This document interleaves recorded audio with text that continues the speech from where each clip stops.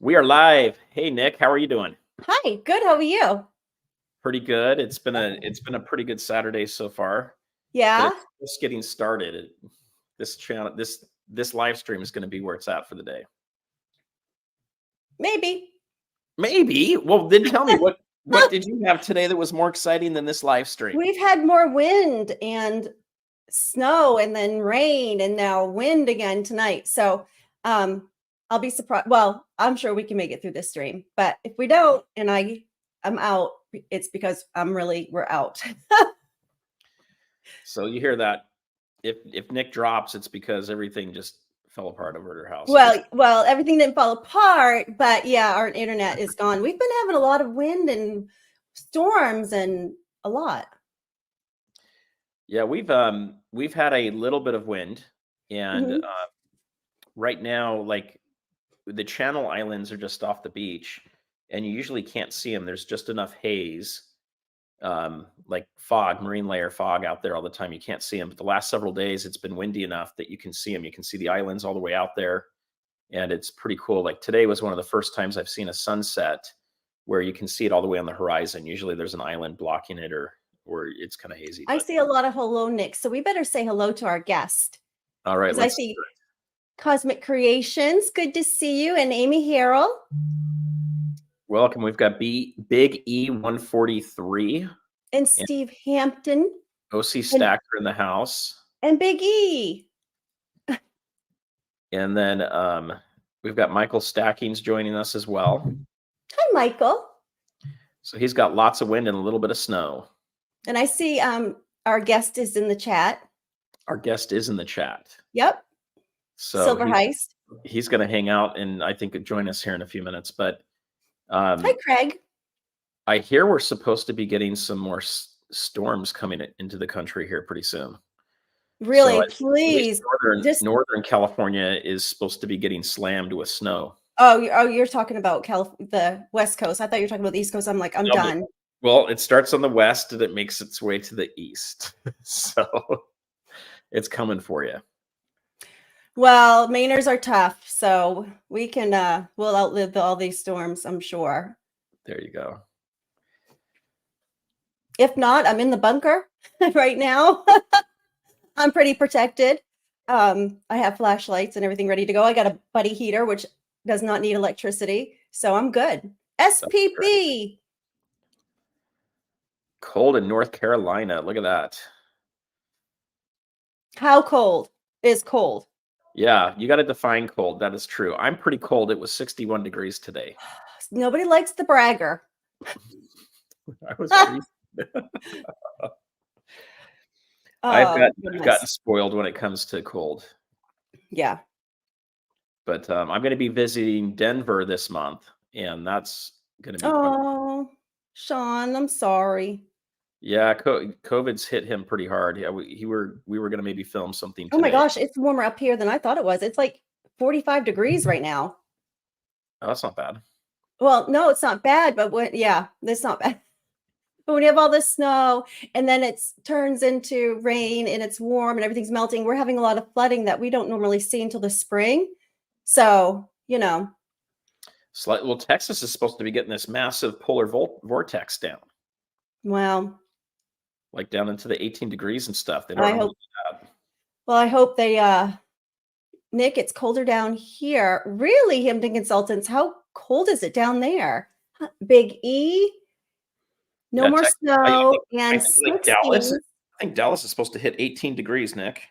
25 where Michael is.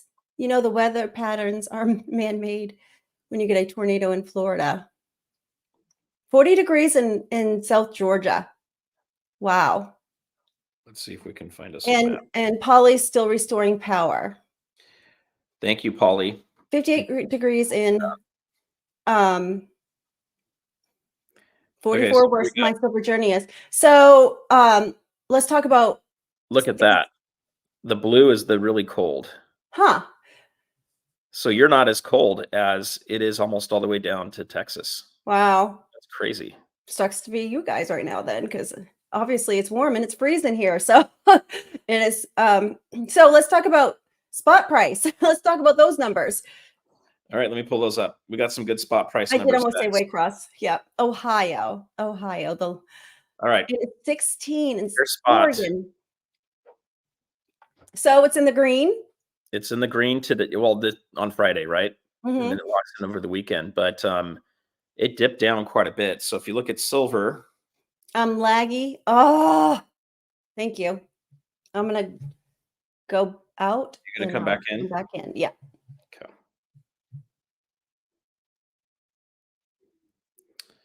Unfortunately, everybody, the charts are still broken on the app. So I can't get that for you.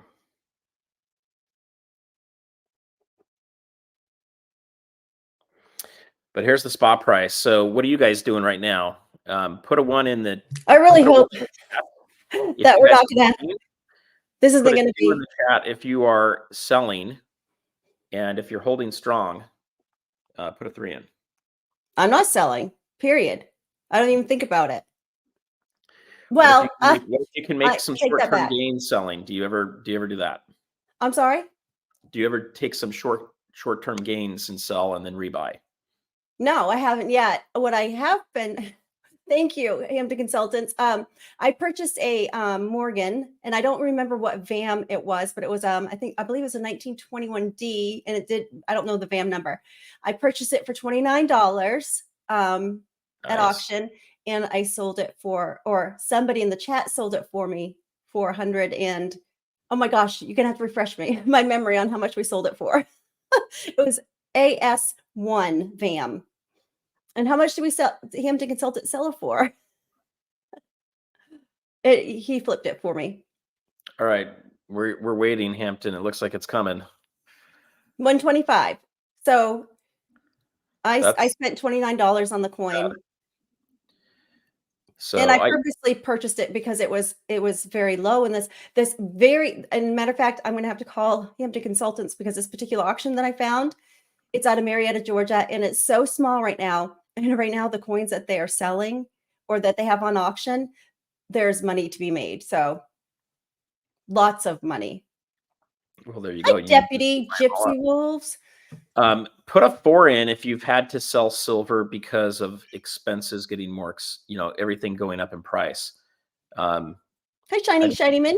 A sandwich for my daughter, and it was basically $16, $17 for just a sandwich. This is getting ridiculous. Food costs are out of control. Yeah, I wouldn't say never to selling, and I may have to, but I've not sold anything out of my personal collection. And it's usually stuff that I've picked out that I'm going to sell. Biggie, I hope you're feeling better and you had a good trip home.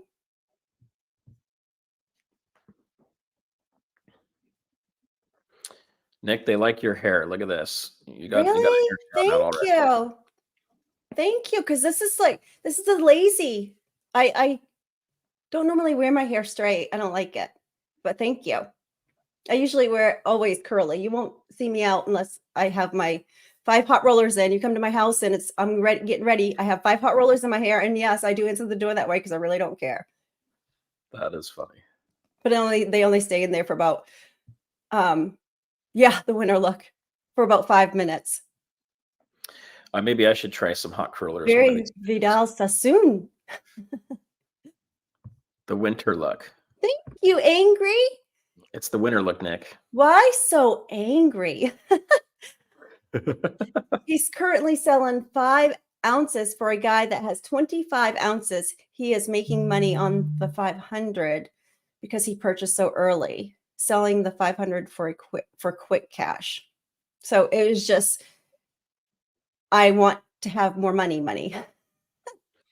Yeah. So I mean, look, I stack to hold. However, everything's so expensive. There are times when certain things go up in value that I will flip and sell, and then I can go buy more weight. So I do that.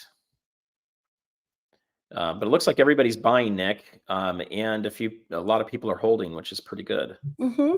So what I don't like to hear is that people are having to unload and sell because expenses have gotten too crazy and it's gotten too tight. But I have a feeling that might happen sooner than I mean, you're more often than we think, though, unfortunately. Yeah, though, I mean, if you're able to get a second job, get a second job. If you don't have, I mean, there are ways that we can combat these extra prices, and we've had to do it in the past. So it's not uncommon for things to go up and people not be able to afford them and then make do. For sure. I Totally. mean, and I keep hearing that too. So I hope people don't sell and that they go to other means before they sell. And that, go without. Nick, look at this. This is funny. A beanie?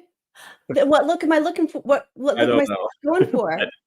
Because You I might mean, have I can get my one of those French beanie hats. I can go get my red or tonight we'll do Celtics beanie.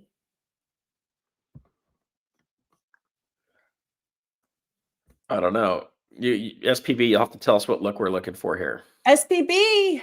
Yeah, tell me what look. And I saw that OC Stacker was in your chat. I mean, OC. and I'm just gonna say this one thing, and I'm not gonna bring it up again tonight about football. It looks like his Alabama team is really, going to crap now, because not only has their coach retired, but I think another coach has gone over to the real team here, to Georgia Bulldogs. We got one of your coaches. I did send him a news article and I didn't get any response to it, Nick. Oh, I'm sorry about. I sent him a news article. Oh, okay. There was no response. Well, he can dish it, but he surely can't take it. Oh, OC. We know you're watching. Hampton Consultant says the beret would look better. Maybe that's the better term. The French beret. A beret? A beret. I guess they don't pronounce the last word, do they? And and we do have angry in the chat, and I just want to know why he's so angry all the time. So angry. I hope one day we see Happy Warrior. Oh, Deputy Gypsy Wolves, you're not even a Wolverine. Oh gosh. And speaking of our fake deputy, I have something that somebody is mailing me, and it trumps his deputy. So we'll just have to wait and see when that comes in the mail. I'm hoping I'll have it here. Are you going to bring it to the Long Beach Coin Show when you come? Yes. Have you gotten your spare bedroom ready yet? Because I am bringing the family. My daughter preferably like her own room, but we could share with her. We will share with her if we have to. You get your family's flights out here. We're going to figure out. Well, I mean, I was thinking about taking the RV that I don't have, but I'll get the flights out because I would much rather fly. Look to LAX. LAX is pretty inexpensive. LAX. I think you can do Boston to LAX for $200. Well, I don't want to drive 4 hours to fly out of Boston. Well, where else can you fly out of? Do they have airplanes up in Maine? Yeah, we do. I could fly out of the town I work out of, and that's Bangor, Maine. We sure do. I wasn't sure. I mean, the internet because Bangor, Maine is very important to the troops. That's their first and last stop into the country when they're going that way. So there you go. We're very important people up this way, Don't you know? OC's he's not chatting anymore. I think you freaked him out. Oh, well, don't forget, Nick, they made me a deputy also. Biggie. Check Stacker. Bigfoot has Uber service now. Gosh. That would be cool. Gypsy Wolves, I'm spending half the time with you, half the time with OC. Well, just one day with OC. Because I don't want to listen to him, That is very true. Look it up, Gypsy. Gunny came through Bangor, Maine. All right, Nick, I'm going to see how long it would take you to drive out here.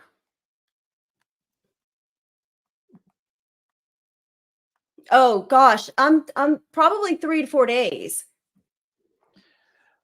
Okay, here we go. Here's your options. But that's without stopping, which you're not going to do. No, not No, I have drove from Maine to Maine, from Maine to Georgia and vice versa in 24 hours straight. So, don't put that past me. I can do that as well, but I don't think I'm going to drive. That's like no, I don't think I would. I would do that in like 3 or 4 days. So it's going to take you at least 48 hours to drive. That's a pretty good drive. I think you would spend more in gas than you would flying. All right, Ubering. What we got? Yeah, definitely do not Uber from Maine to Los Angeles. That would be like $10,000. Oh I my hope God. I sent Heist the right link. You don't think he did? He's still trying to figure it out. Oh no, he should know what it is, but I hope I sent him the right one. Oh goodness. Shiny Man and the Cranky Stacker. We got cranky and angry. Yes. So what I want to know is which one is more severe, cranky or angry? I don't know. Well, look at this. Here we go. You're going to have a visitor here soon. Who, me? Yeah, look at that. You're in the StreamYard waiting room. Okay. All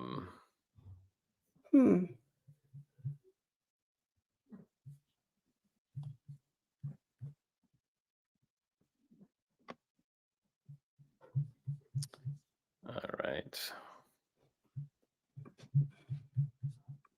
Do you want me to send another link to your Instagram? Yeah, why don't you do that? Because I don't know what that means. Yeah, I don't know what that means either. Okay, but he sent the correct link because I'll send him another one too. All right, here we go. I'm going to send this to you real quick.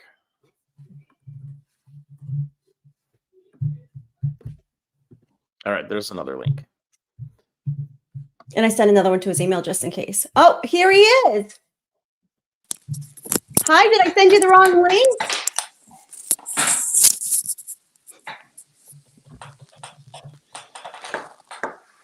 Just making sure I'm turning off the other speakers. All right, I think I'm here. You think you're here? You're good. Am I here? You're here. We see you. Excellent. Excellent. Okay. So in StreamYards, I can see Sufer, but I don't see Nick. But I can hear Nick. There's a delay on yours. Okay, so there's a delay on my side. So I'm going to come back in. Okay, I'm not really sure. So now I see two. Okay. East Coast, West Coast. There we go. Maybe she's having a big storm, I guess, roll through. So there may be some issues. Yeah, no worries. So thanks for having me on your show. Hey, welcome. I'm glad. Yeah, excellent.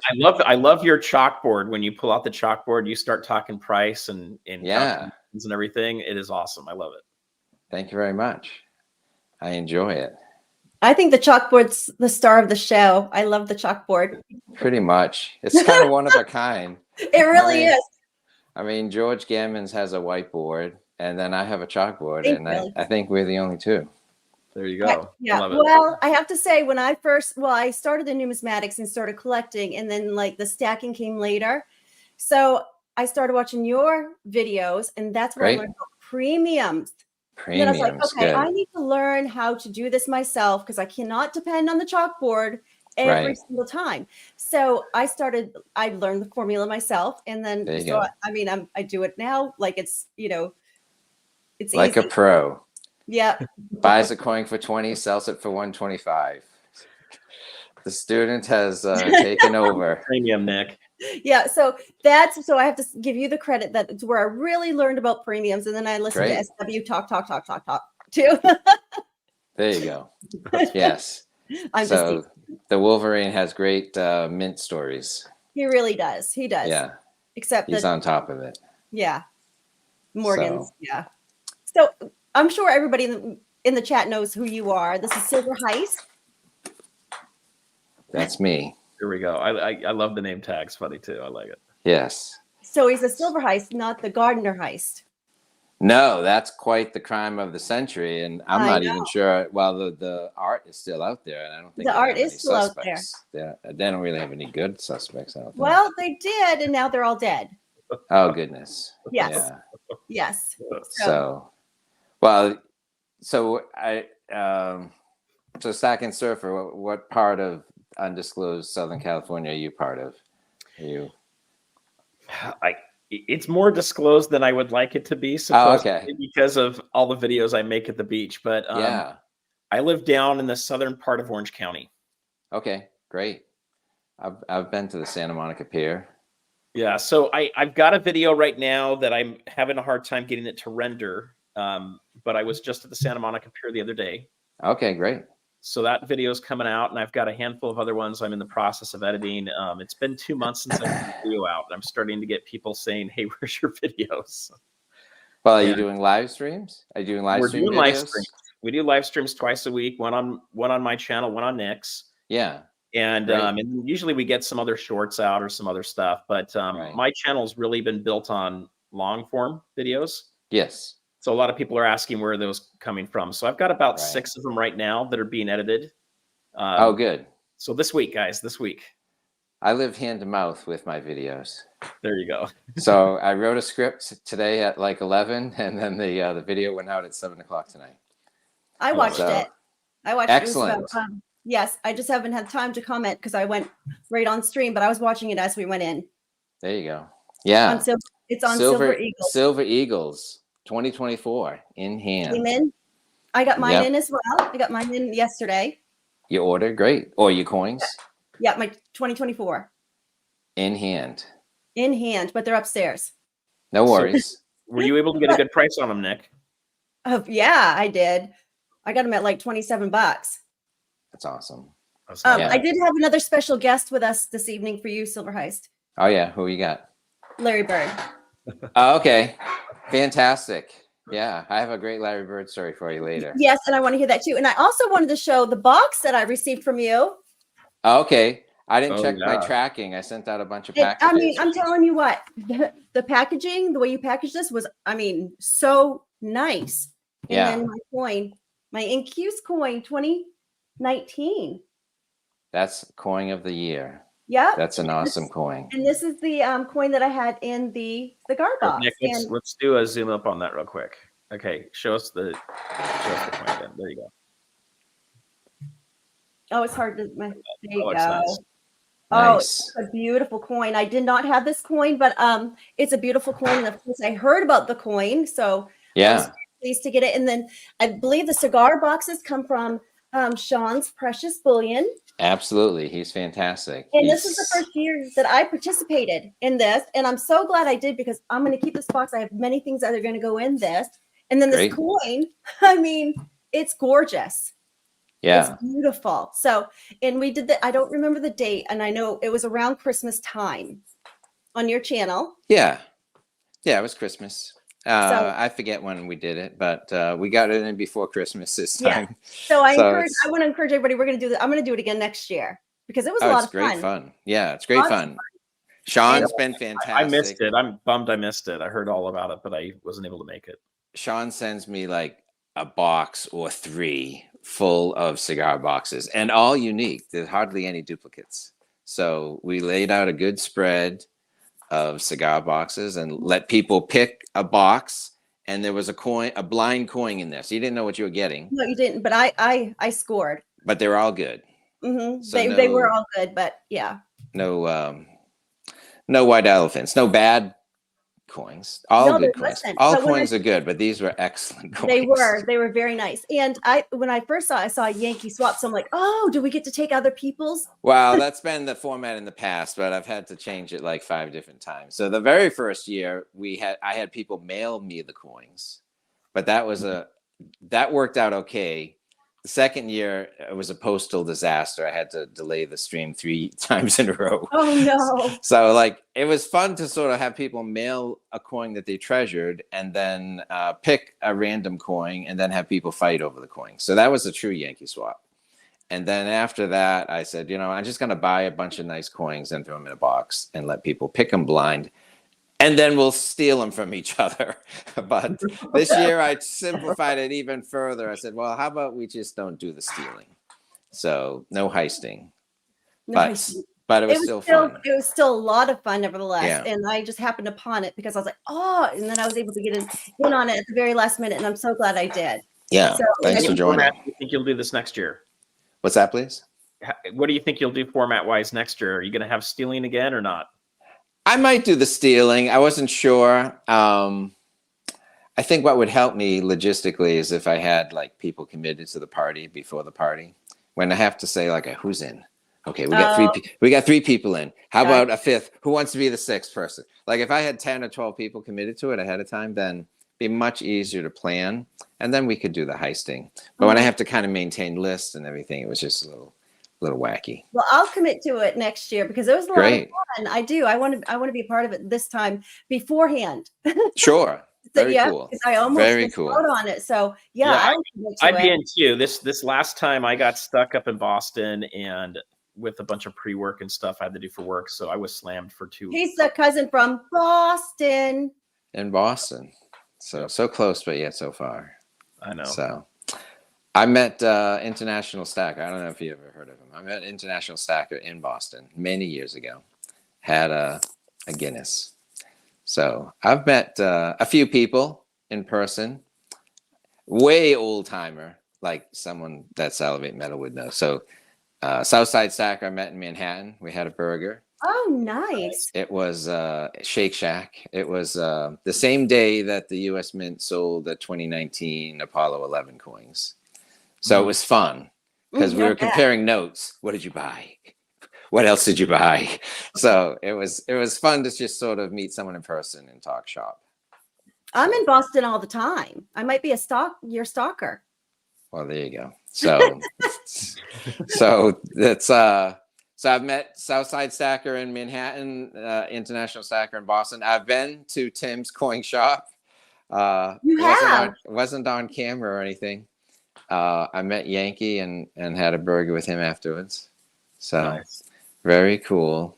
So I mean, because there's a lot of coin shops videos, and I don't think I'm talking out of school, but Tim's store is very small compared to what you don't really tell on camera. It is tiny. I mean, he's got a safe full of silver, but like some of these other stores, the one that T, the Silver Stacker, talks to, she's got cases of stuff. Yeah. Or even Coin Guy, cases of stuff. Maybe Tim's more of a bullion guy. It's just like all dense. So it's very deceptively small. I went out there and visited with them recently, and I did break away for a little bit for one of my meetings. And there's supposedly some special stuff that's numismatic that we don't see very often. Yeah. So there's kind of like another hidden safe somewhere that's got good stuff in it. Well, yeah, Yankee doesn't aim his camera at the numismatic stuff, so he kind of stays on. He stays on message. So yeah, we're gonna see if Nick can break away there and open that door up a little. Yes, bit. I was told that I can get the numismatic back end of the store. Go. That's good. So yeah, the secret door. It's good to speakeasy. Go see it. Yeah, so that'd be nice. So yeah, maybe.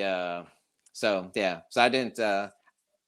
Although I think I was delivering something to Yankee, so I might have shot like 30 seconds of video and put it into something else. But we didn't do a big show or anything, so it was more just chit chat. So it was fun. That's very cool. And if I've left anyone out, I apologize. I think I might have met a couple of guys in Boston, more local-ish. You must have a lot of coin stores in Boston. I haven't been to many. That's the thing. So I'm an online guy, which is kind of silly. I just can't see myself driving an hour to go to a coin shop and then just hit or miss. And that's true. I can go 20 minutes and find a store. It's okay. It's a little high. And I haven't really ventured out to see others. So I know I'd benefit from going to one, but I just haven't gone. There's a lot of coin shows as well in around your area, in the Massachusetts area. Yeah, maybe. I go to one that's just like a town or two away, and you know, there's and I usually end up just buying like an ounce of maple or eagle or something from one of the local guys. So I mean, the good thing is like you can just buy a coin and not pay, you know, shipping or tax or anything like that. You know, cash is king and all that jazz. Yeah. So that's always nice. But I mean, the Long Beach Coin Show or the Fun Show in Florida, that would be phenomenal. That would be ultimate. Yeah, never been to anything like And that. so I'm thinking about going to the fun show next year in January. That'd be fun. Yeah. And Nick, I'm serious about. I'd love to see as many people come out to the Long Beach show as possible. Yeah. We're gonna There's do a some- guy. There's a guy called Coin Sense and Nonsense. He's a good guy. He's a collector, and I think he goes to the Coin Beach show. You should hit him up or drop him a note. If you pick me up in the van, in the minivan from LAX, I'll go. Look, cool. you're coming out, Nick. It's not an option. Okay, so you're gonna pick me up in the minivan though, because I've heard he's got a very nice minivan. The minivan's the stupid car. If you want me to pick you up in the stupid car, sure. What? You calling your minivan a stupid car? You have your kids in that van? I hate driving the minivan. And you drive your kids in there and you call it the stupid car. They drive themselves now, so I rarely have a car. They usually steal cars. But no, I'm serious, Nick. You got to come out. We're gonna figure it out. We're gonna figure out how to get you out here for the Long Beach show. But that would be fun. And when is the Long Beach show? OC's gonna have to tell me for sure, but I think it's around. Actually, I think it's the 1st, 2nd, and 3rd of February. Because I just have to get it off work now that I'm working. So it's going to be a Thursday, Friday, and Saturday. Oh, But nice. the Thursday starts like I think at 2 in the afternoon. So if you were to fly in, we go pick you up on Thursday, and then we'd have a couple days for the show. You could fly out Sunday afternoon. Unless you want to come and stay and enjoy the warmer weather for a few days. Yeah, I would really like that. Yes, to come back home with a tan to Maine. Absolutely. But Heist, do you have any snow? We have no snow, and it's 51 degrees here right now. Yeah, we had a few inches maybe a week ago, and then horrendous rain, and eventually melt, and then horrendous wind. It had wicked wind. Wicked. We're having wicked wind up here too. I mean, it's right now even we're having a lot of winds. Yeah. It's about 50 mile per hour winds, but it's warm. A lot of flooding that we're seeing that we only see in the spring, we're seeing in January. So weather has been really weird. So I'll just apologize publicly. I can't keep an eye on the chat. So I'll just say hi to everyone in the chat. But I'm kind of looking at the camera here, and my chat laptop is way over here. Over there. Yeah. So I'm not doing anything. How with long the have chat. you been doing videos on YouTube? I think about 5 years. Well, because we had the 5th year anniversary of the party. It might even be 6. So I'll just say this: I think I started a month after Silver Dragons. Okay. And a week before Yankee. Oh wow! But those guys had lightning in a bottle from day one. I mean, they just hit it. And Silver Dragons, I'd see them at other people's videos or live streams, and I was totally new. YouTube is my only social media thing. I mean, I use like email for like decades, and I used list servers and things of that, and kind of had a clubby thing, and whatever. So I mean, I've been using World Wide Web before it was the World Wide Web, probably, but never social media. And so like Silver Dragons is leaving like flame emojis. Like I never emojied anybody before. I still don't do emojis. I'm not big with it. Yeah, I mean, I do emojis. Like it took me 2 years of YouTube to even think of doing emoji. So I mean, Dragons is dropping flames in and comments. I'm like, is he flaming me? I mean, so I was like, wait a minute, what's going on? Am I being flamed? I still have to get like this emoji dictionary because there's so many I don't know what they mean. I just I only know the basics. I did the smiley face. Yeah. So, but yeah. So I mean, he was just fun. He was fun and is fun. And it's fun and educational, and he keeps it simple and he keeps it fun. He's just fun. So we have a question for you in the chat. What area are you from, Silver Heist? They're all Heist, Silver Scorpion. They want to know what area, and I believe it's Massachusetts. Well, yeah, so that's the thing. I mean, I don't have it handy, but I do have a license plate made by Stacking NYC, and it's a Heist, Massachusetts license plate. It's like a two ounce silver license plate. It's awesome. I got one as well, but I put on mine Patriots. Awesome. Patriot? Patriots. Oh, okay, awesome. Why So would you do that? I don't know. Well, because my real license plate, because I can't tell you what my real license plate is because I have a vanity plate and I don't want what I would put on there to be what. Anyways, I can't do well, that. you could put no ma, No, no, ma, no ma, no ma Garcia Para. no. Oh my gosh, remember? Oh Oh, yes, it used to drive me nuts. exactly. Yeah. Ugh. So yeah, the Boston area, but I don't live in the city by any stretch. So you know, when you're talking to someone in California, you live in Boston. When you're talking to someone in Massachusetts, you know, you don't live in Boston. You live in like, you know, Metro West or some other place. You know, you live in Cambridge. You know, more Cambridge, I was just gonna specific. say So the Cambridge. closer you get to the, you know, because some people don't say Boston, they say like, you know, whatever, South Boston, Westchester, Worcester, Worcester. Worcester, Is it Worcester? Well, Worcester. Yeah. Worcester, Mass. So yeah, I'm out miles away from the city, so or from the big city. So yeah, And that's, in my opinion, that's where I would want to be, is in the city. So my In the daughter, city. she says you know, she's in nursing school and she says she's going right to Boston as soon as she graduates. And I'm like, okay, I'm going to buy one of those awesome townhouses that are right on the harbor. yeah, Right yeah. there by the college. They're beautiful. And she goes, no, mom, no. But I Well, said, there's tons of big hospitals in the big yeah, city, yeah, so it's a great place to be. yeah, that's So, where But she was. it is true to me. The entire state of Massachusetts is Boston. yeah, that's what I'm saying. So I'm Yeah. I'm In from California Boston. is either Never San set foot in. Francisco or Los Angeles. I mean, those Yeah, are really yeah. the two That's places true, to go yeah. It's to. even bigger. Yeah. So yeah, I mean, because you know, at some point, oh, I'm from the Inland Empire, or I'm from, you know, but who knows what that is? Southern Yeah, California. seriously. Like where? Okay. Rancho Cucamonga? Where is that? Yeah. I just know LA, LA and Beverly Hills.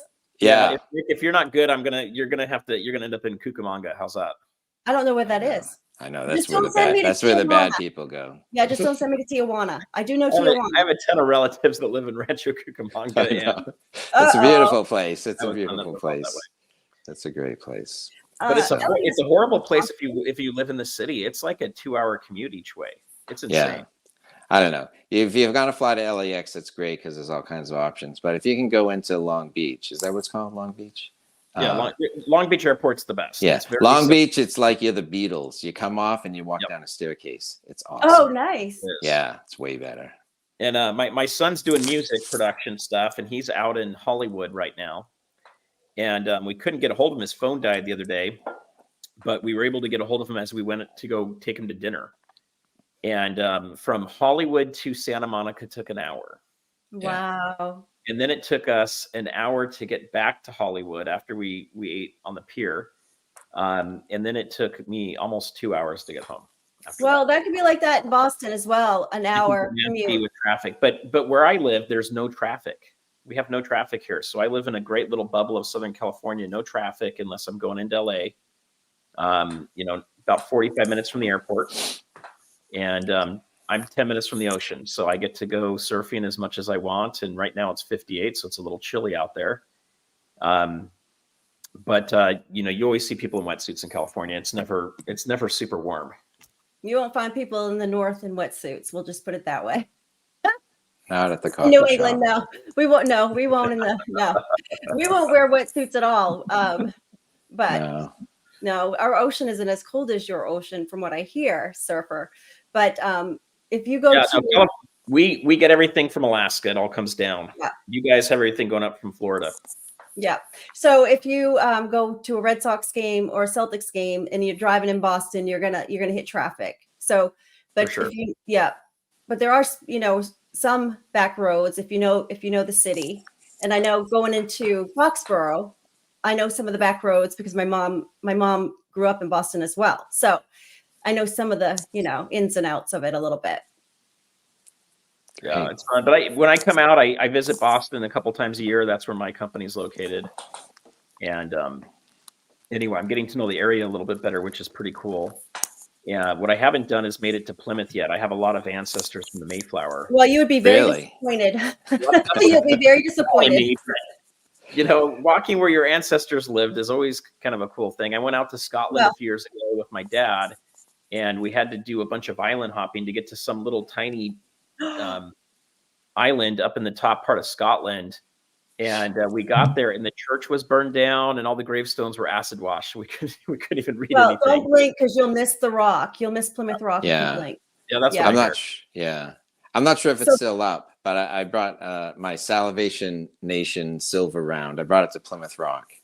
Oh, there Did you go. really? So I have, yeah. So I brought the coin to Plymouth Rock and gave people a tour of the Rock and a little bit of the Mayflower. Although the Mayflower, I think, was out of the harbor being refurbished, so the Mayflower was not there. So it's anticlimactic. It's symbolic. Yes, but it's symbolic. It's not the Rock of Gibraltar. It's not Gibraltar. That's what I hear.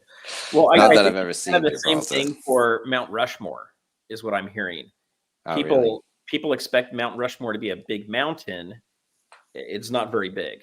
It's not like going to Colorado or Utah where you have these like, you know, massive Rocky Mountains. Yeah. And the scale of it seems a lot smaller. Scale of Plymouth Rock, very small. There Very you go. small. There Very you go. small. So I was wondering why my family is screaming upstairs, but they're going to calm down in a minute. But the Celtics won 145 to 113. And Very that's why cool. I heard the There noise you from go. up. I hope There everybody you go. else. Well, then they have to bring your beanie down, I think. I don't know. I mean, they were just my daughter. It was my daughter, but now I hear things calming down a little bit. Then they'll probably go to bed. So Michael Stacking's got some Mayflower ancestors as well. So I actually, guys, I have 16 ancestors from the Mayflower. I don't know how that's even possible. And that's just on my side. And then on my wife's side of the family, she's got a handful of them as well. So I think we're about as American as you can get. And then I can trace back to Pocahontas. So I'm kind of like one of the senators that likes to claim she's related to Pocahontas. Oh, and she happens to be from Massachusetts as well. It's got to be like a 1% or something. I don't know. It's like very small these days. But Yeah, I know a certain guy, radio host, that calls her Pocahontas. shoot. Howie Ka. Be careful what part of your history you try to over exaggerate to get certain benefits. I'll put it that way. Well, I don't even. Yeah, but I'm not gonna. We'll just leave that one alone. What I can tell you though, when I went to Scotland, in England, I have a lot of ancestors from there. I wasn't real impressed with the food. They had some good seafood up in Scotland, but a lot of the dishes that people have out of England and Scotland weren't super tasty to me. I French food or Italian food. But cool places to visit. When I visited, I happened to be there when the sun was shining. A lot of times the sun's not shining out there, but that whole area would be frozen over, Nick, if it wasn't for the warm currents going up. So anyway, you don't want to go surfing when you're up in like Northern California. It's freezing. Those people are wearing hoodies over their heads and stuff too. I don't want to go surfing because of all the bacteria that I keep. Well, when you come down in February, you might have to try some surfing. Okay, well, I will try it. Yes, I'll paddleboard. Can I do that instead? Or what is it? Yeah, you I can do that. paddleboard out there. I mean, I kayak. Yeah, you can bring Mr. Nick. He can help you paddleboard. That's what I mean. Mr. Nick is coming too, so you guys better make room for us. Okay, And so his daughter. We gotta figure out how we're gonna make it work. Just get out here. We'll figure out all the other Yeah, parts of it. because he did offer his Marriott points. He says, "Sure, come on out." I was like, "Okay, well, clear room is like." I've got multiple ways of making things work. I don't. If you want to sleep on a hardwood floor, it wouldn't probably be very Listen, helpful. I'm sure your local Walmart has, air mattresses. You can have an air mattress. I just don't know if that's super comfortable. Well, I mean, we'll make it work. We're gonna figure it out. I might have a more comfortable place for you, but don't worry about the place. It's getting the transportation out. Oh, here. I could get an airplane We can quickly. do some crazy. We'll do a couple live streams a day. You're gonna have to fly out of Logan. I'll go. Even Logan, I can get out of Logan faster probably than Bangor. But I'm just surprised you guys is up there. That just excites me. I had no idea. so was the chalkboard part of it from the very get-go, or did that come in later? Came in pretty early. Mhm. I haven't done this in a long time, but the meaning behind Silver Heist is actually coin roll hunting. So Oh. so when I found, so I went to a bank. I went to like my town bank, and I got like a big sack of coins, $180 worth loose. And I went through it. I threw it on the kitchen island, and I went through it and just pointed my iPhone at it. Didn't have even the earbuds or a speaker or anything. And I just found some coins, and I don't remember the exact number. Maybe I found like 11 coins in my first hunt. And so I'm like, well, that's awesome. So then I thought, all right, well, I'll save up $500, and I'll ask a bank or a different bank to get Hi, Celtic a Knot. box of coins, and then I'd hunt it, and then like I'd get the box on a Friday, I'd hunt it on Saturday, I'd return it at 10 o'clock on Saturday morning, and then I'd buy like, then I'd have money for like the next one. So like somehow I kind of kept it going. Like you get a box and you find some coins. You Are you bring. still doing that now? Are you still No, I kind of stopped in 2020 with the COVID thing, and the bank lobbies were closed, and it was just a big hassle. And then it didn't seem like the banks were too excited to handle change. I No, would they bring change back, and the manager had to pour it into the machine. It was just kind of silly. So I kind of stopped that. So every time I found a coin, I figured that was a silver heist. So that was where the name came That's from. really neat. I I like like it. that. So it's like, because it's a heist, you're getting silver from a bank. I mean, you have to kick 50 cents back in, but it's silver for 50 cents. That's neat. So it's a $50. So I was a Right. $50 guy and a penny guy. I found some Wheaties. So I have like a cool, what's it called? I think it's a California company. Who's the cool folder company? Dansco. So I have like a Dansco album of pennies. I haven't really fed it in a long time. And I have like a Dansco album of $50, and I never actually organized them to feed it. Like, So which $50? Are you talking Walking Liberties, Benji's, or even Kennedy's? well, it was actually just, I mean, I would find them all, but the Dansco thing, I just put the Kennedys. And that was kind of a sucker, because like, oh, this is a really nice 1973 $50. I can't send it back into the wild. And I have like a drawer full of $50, which have like no value over 50 cents. I But did I it just one got to put them time as back. well. I had some like nice clad ones, but then I had too many. I just went ahead and put them in the Coinstar. I think I'm gonna have to do that. Yeah. So, I mean, this is a weird thing. I mean, I may buy like a half. Well, not a half. I buy a quarter-ounce gold coin, and maybe if I'm lucky, a tube of Eagles. But the other day, I plunged my hand into a Coinstar machine and came out with like 7 coins. One of them silver. So I do that as well. So why not? Oh, why not do it? Was it in the bottom tray or up at the top? No, right down at the bottom. At the exit. The discards. The Yeah. discards. Every time I go down there, different. man, mine are always empty. I think there's You gotta keep there's too many trying. homeless Always people that check. find them. Well, you know. So I I mean, I saw it. Yeah. I mean, have I glanced by? I just like walk by and I look, And then it's like it's empty. I keep going, but like it's like I think I can see coins. I can see them, and I just reached in and grabbed them, and I went outside, and I'm like, oh yeah, and I held them up. I'm like, oh yeah, there's definitely something here, and there was. And I don't understand the people that leave coins in there. I know, 7 of them. Seriously. I mean, I thought, the silver dimes fall right through, but I'm not, and I guess it was a couple of Canadian things, so they fell through. But the other ones, I'm not sure why they fell through. So it was just like a quarter and a dime. There's another like place, at least I saw a video online where there's another place inside that's supposed to collect the silver. Oh, really? I don't know. Really? This kicked it right out. Coins, The silver. But a lot of people are reporting that it all comes down. I've never seen anybody leave anything, and I've oh yeah, no, they leave it because it's like the nasty stuff. It's like all the gooey. It's all the gooey pennies, from the silver, from the coin jar. It's like all the gucky, yucky. Or the Canadian coins, because I find the Canadian coins, yeah, lots of them. Because now it used to be able to take Canadian up here. Now they're getting they don't take them anymore.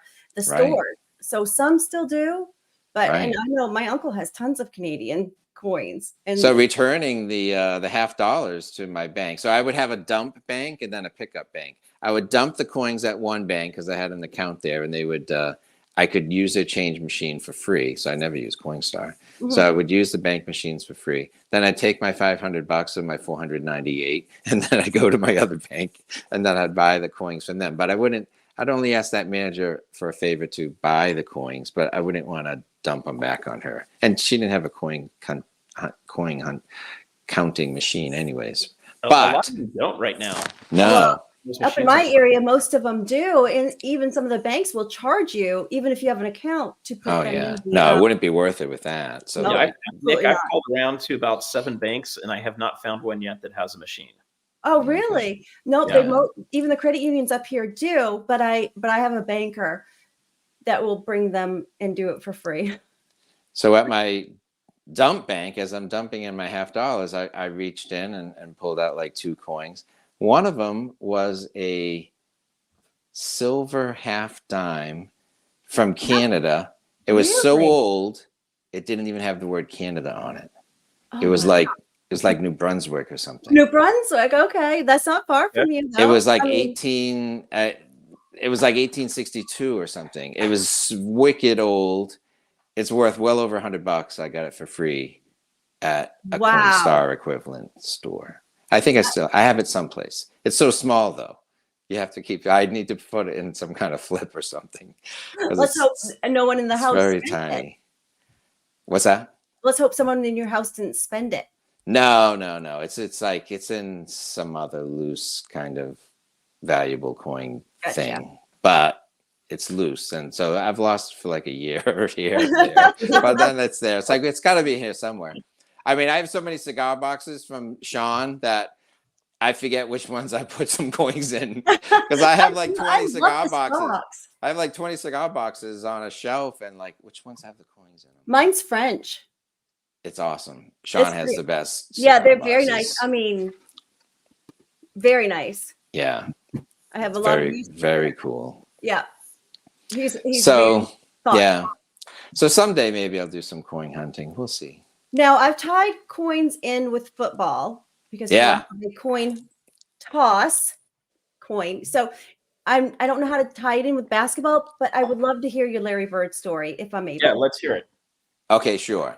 So this is the greatest story in my family's history. I've Oh, told it multiple times that like when I get like a new job or something, I tell the story of how I saw a Larry Bird playoff game and my family went. So I went with my dad.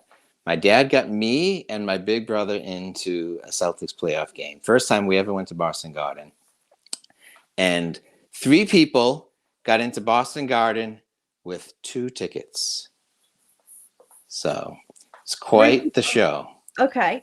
3 people, 2 tickets. Okay. So we're big basketball fans. Never been to Boston Garden before. Big basketball fans. Played hoop in the driveway with my dad. He broke his ankle playing basketball with us. So he was on crutches. Oh wow. And so then What year? What year was this, please? That's a good one. 86? No, I think it was 81 or 82. 81. Okay. Yeah, yeah. So it was a good playoff year. Yes, it was. And so what people forget about the Celtics is that everyone talks about, or the media talks about Larry Bird versus Magic Johnson. Mm-hmm. But it was really the biggest rivalry was the Celtics versus the 76ers. Yeah. At that Because you had to beat the Sixers in order to play the Lakers. Mm-hmm. And so you only played the Lakers like 2 times during the regular season. How can you have a rivalry if you only meet them in the finals? So the 76ers, you met them multiple times. Mhm. That Throughout was the a year. great rivalry. And so one year, the Celtics would beat the 76ers, and the next year the 76ers would beat the Celtics. And so one of them or the other would go deeper into the playoffs. So that year, my dad, someone at work, didn't want to go, had season tickets. Someone at work didn't want to go to a playoff game. Oh my God. Can you So he imagine? gave my dad 2 tickets, and my dad was on crutches. And so he called the Boston Garden and he said, "Hey, I'm going to go to my first game and I'm on crutches. Am I going to be able to get around with one of my sons?" And they said, "You know what? We've got special accommodations for people on wheelchairs. You don't happen to be on a wheelchair, do you? No, And then I can just imagine him so he saying, says, he's like, Like, no, yes, ma'am. I have crutches. They said, well, if you were in a wheelchair, you wouldn't actually need a ticket to the game. You just have to be with someone who has a ticket to the game. So that way, three of us went into the Boston Garden and we only had 2 tickets. So my Oh, brother, that's awesome. because otherwise I would have been odd man out. You know, my dad would have taken my big brother most likely. So I got to go to the Celtics game. And so me and my brother, we're sitting up in the balcony. We're way up here in the balcony. My dad is down by the luge. So there's like the court, and then there's like the luge seats, and then there's this Right. big oval around it. And then there's more seats, and then the balcony's way up above. So my dad's sitting in a special like aisle with like 5 or 6 other handicapped gentlemen. And he's watching the ball game. And my brother and I, you know, just went up to we were young, but, you know, we were fine. We're upstairs watching the game. We visited Dad during halftime, and we just went back up to the balcony. And so this was a very important game because the 76ers were beating us 3-0. And we had to win this game to keep it going. And so we were losing. So it was like the fourth quarter. We're losing by about 10 or 11 points. And so my brother and I thought, we better get down to Dad before we'll never find him. Like once everyone leaves, like how are we going to beat the crowd and go against the grain? So we went down, and Celtics were losing by like 11 points. And then they started closing the gap. And so they got it down to like 9 points. And then they got it down to 7 points. And there's only a couple minutes left in the game, fourth quarter. We hang out with Dad. They're down to about 5. It's just amazing. They just kept cutting the lead down and down. And then finally, they get it down to like 1 point. And then Parrish gets a rebound, outlets out to Bird. Bird passes it to Dennis Johnson. Dennis Johnson back to Larry Bird. Larry Bird shoots and he scores. And the Celtics take the lead. And my dad jumped out of his wheelchair. And then he looked around. And then he sat back down. Oh my goodness, that's funny. So that is how we got into the Celtics playoff game when we only had 2 seats. So we got out of there 1 step ahead of the wheelchair police. And then we won that game. And then the Celtics went back to maybe they're down 3-1. They went back to Philly. They won that game. And then they cut it down. And so then there was like I think a game 7, and my dad got 2 more tickets. But this time he took my big brother and he took my other brother. So he went to that game, 3 people, 2 seats. But that game, they ended up winning, and they won the whole playoffs.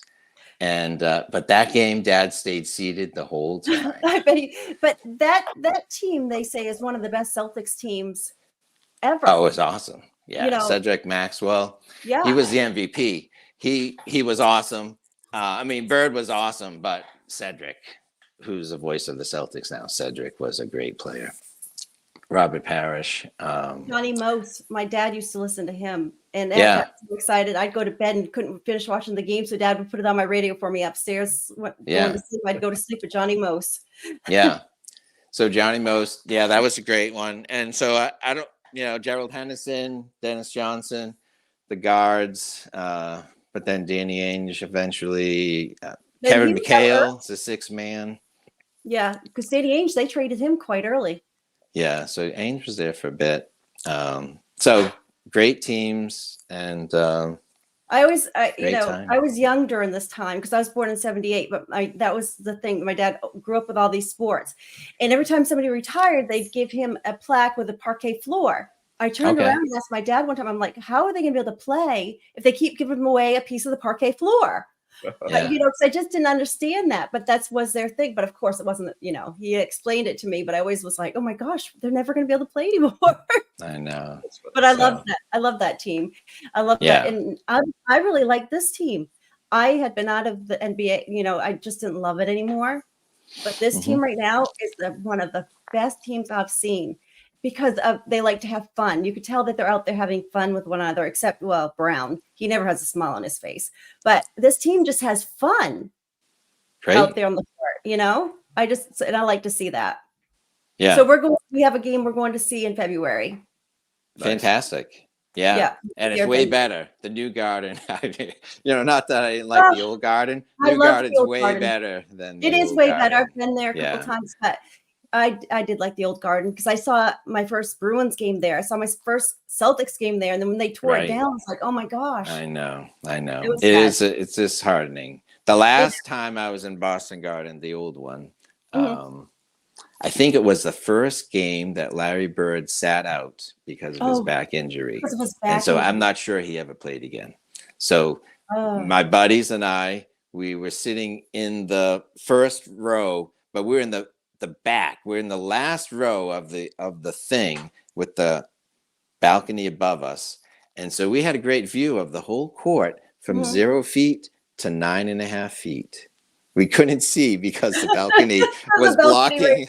Was blocking. We couldn't see the hoop, so then we had to move. So in that day, there were like 4 of us, so we moved down like 5 rows, and then someone said, "Excuse me, you're in my seat," and then we moved down a little further. Eventually, we're sitting so close, we're almost like where Red Auerbach would sit. So we had good seats. So we had good seats, but it took us about 6 bumps to get there. Yeah. So that floor had a lot of condensation on it from the ice and a lot of dead spots as well. So they said Larry had an advantage because of the dead spots, but I mean Larry was going to make a play. Yeah, he was going to make a play though, no matter where he was. Yeah, he was the best. He was phenomenal. He was the best. To watch. Yes, he was of all time, in my opinion. But I grew up with him too. I mean, he was my hero. So I had. So Nick, show us what you have behind you. Oh, my Larry Bird poster. That was in my bedroom when I was a kid. I had Larry Bird posters. Yes, I mean, nice. I was a basketball player, softball player. I mean, I'm a tomboy at heart. Okay. So, oh my gosh, I was either playing softball or I was Larry Bird playing in the backyard. Hoops. 3 points. 3-pointers. That was awesome. I'm gonna have to take my headphones off. I'm gonna grab a photo off the wall. Okay. But I was always Larry. Playing.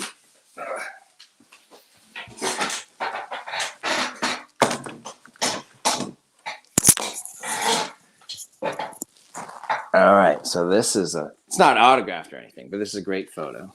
This is Bobby Orr. Bobby Orr, and he is outside of the Boston Garden right now. Oh yeah, he's awesome. So this is one of the greatest sports photographs ever. Yes. He scores the goal, and then he's flying through the air. That's so awesome. It is just the greatest sports photo ever. So. Yeah, he was great. That was one of my dad's favorites, and then of course, my dad was a big hockey guy, and then another one was Yaz. Yeah. Yankees a Yaz guy. Is he really? I didn't know that. Yeah, he's I know totally, he's a Patriot guy. Oh, so he must be. Okay. Yeah. Yankee and I are very similar in age. He's a Yaz guy. I'm a Fred Lynn man myself, but he loves Yaz. Yankee loves Yaz. I saw the 2004 Red Sox in Fenway, but they were being honored that night. So they were it was a night that I just happened to be at that game, and I was like, oh my gosh, this was amazing that I'm at this game, and they're honoring the whole team. Yeah. And then the last game the last time Ted Williams was in Fenway, I happened just to be there at that time too, and saw Ted Williams, who was in a wheelchair at this time. I was 9 years old, met Ted Williams in a store up here in Maine, buying my winter coat. I have his I have my memorabilia box right under me, but he had his autograph. He signed it, but he didn't want to sign it. He was I was 9. He wasn't very nice at all. And then he was with Bud Levitt, which was a sports writer in Bangor, and his son was going to college up here. So Bud was like, sign it for that pretty little girl. And he just, kind of talked him down a little bit, but he was not kind. No. He was If you drunk. go to Fenway, I'm not sure if he's still there. This is quite a few years ago, but if you go, you can get a Cuban sandwich out in the street from Louis Tiant. So he has his own Cuban little restaurant out Who's there. this? Louis Tiant. Oh, Louis. Okay. Yeah. I'm not sure if he's still doing it, but I he don't know sits there and he signs your game ticket and stuff. Louis is a great guy. Yeah, but yeah, Ted Williams wasn't so nice. Yeah. But I still have his autograph nevertheless. But a lot, his son was also signing them after he had his stroke too. So there's a lot of Ted Williams autographs out there. Yeah. But so you have to make sure it's not a fake. Yeah. So you Red Sox, Fred Lynn, Pedro Martinez, and David Ortiz, the greatest Red Sox players for me.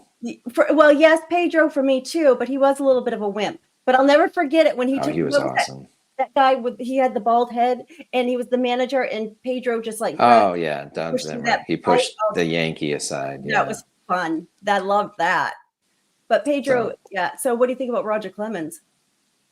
Roger was great for the Red Sox, and then he kind of switched and went to Yankees. I call him a I traitor. don't know if he was a Texas Ranger too or something. Right? Yeah, else, I just call him a traitor. You just don't go. Yeah. To your Red Sox is like Wade Boggs. And I know Johnny Wade Boggs, Johnny Damon. Damon. I don't know, and then I don't even know about the other guys who else went. I don't either. But the most famous one, Babe Ruth. We do know why he went over there, and it wasn't his.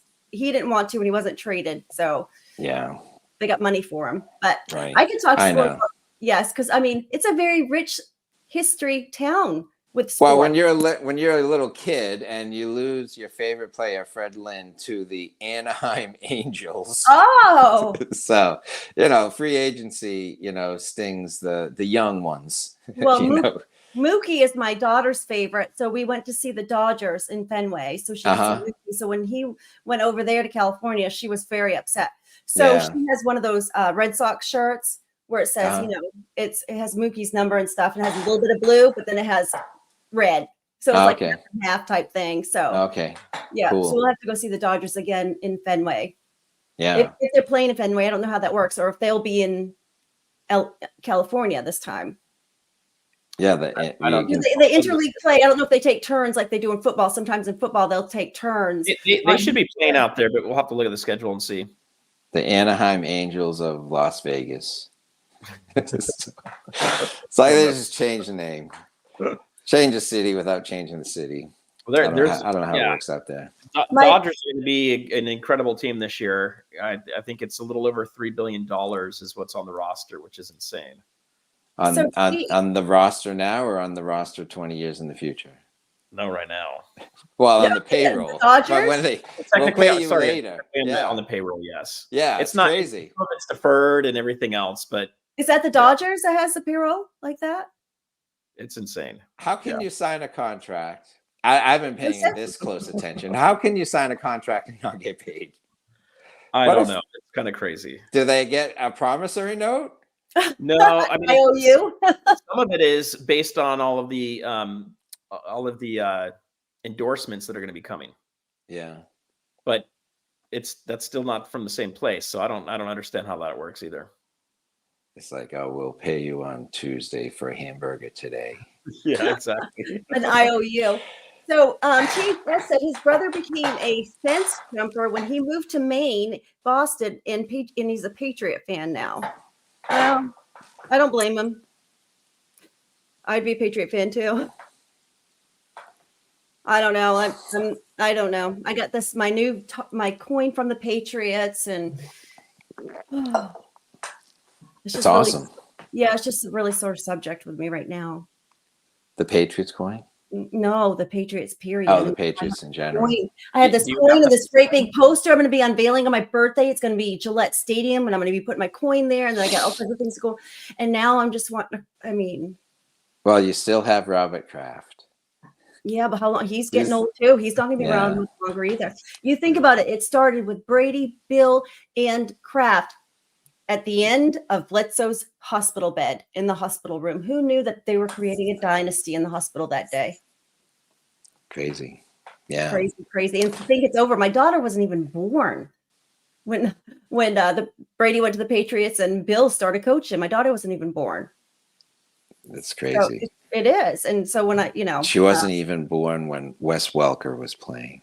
no, I know. That's I mean, it's crazy. so crazy because like I forget who was who. It's like was Wes Welker first and Edelman second, and they seem Right. like You they have to just think about always it. had. They always just had they just got the next thing. They always Yeah, just had the next guy up.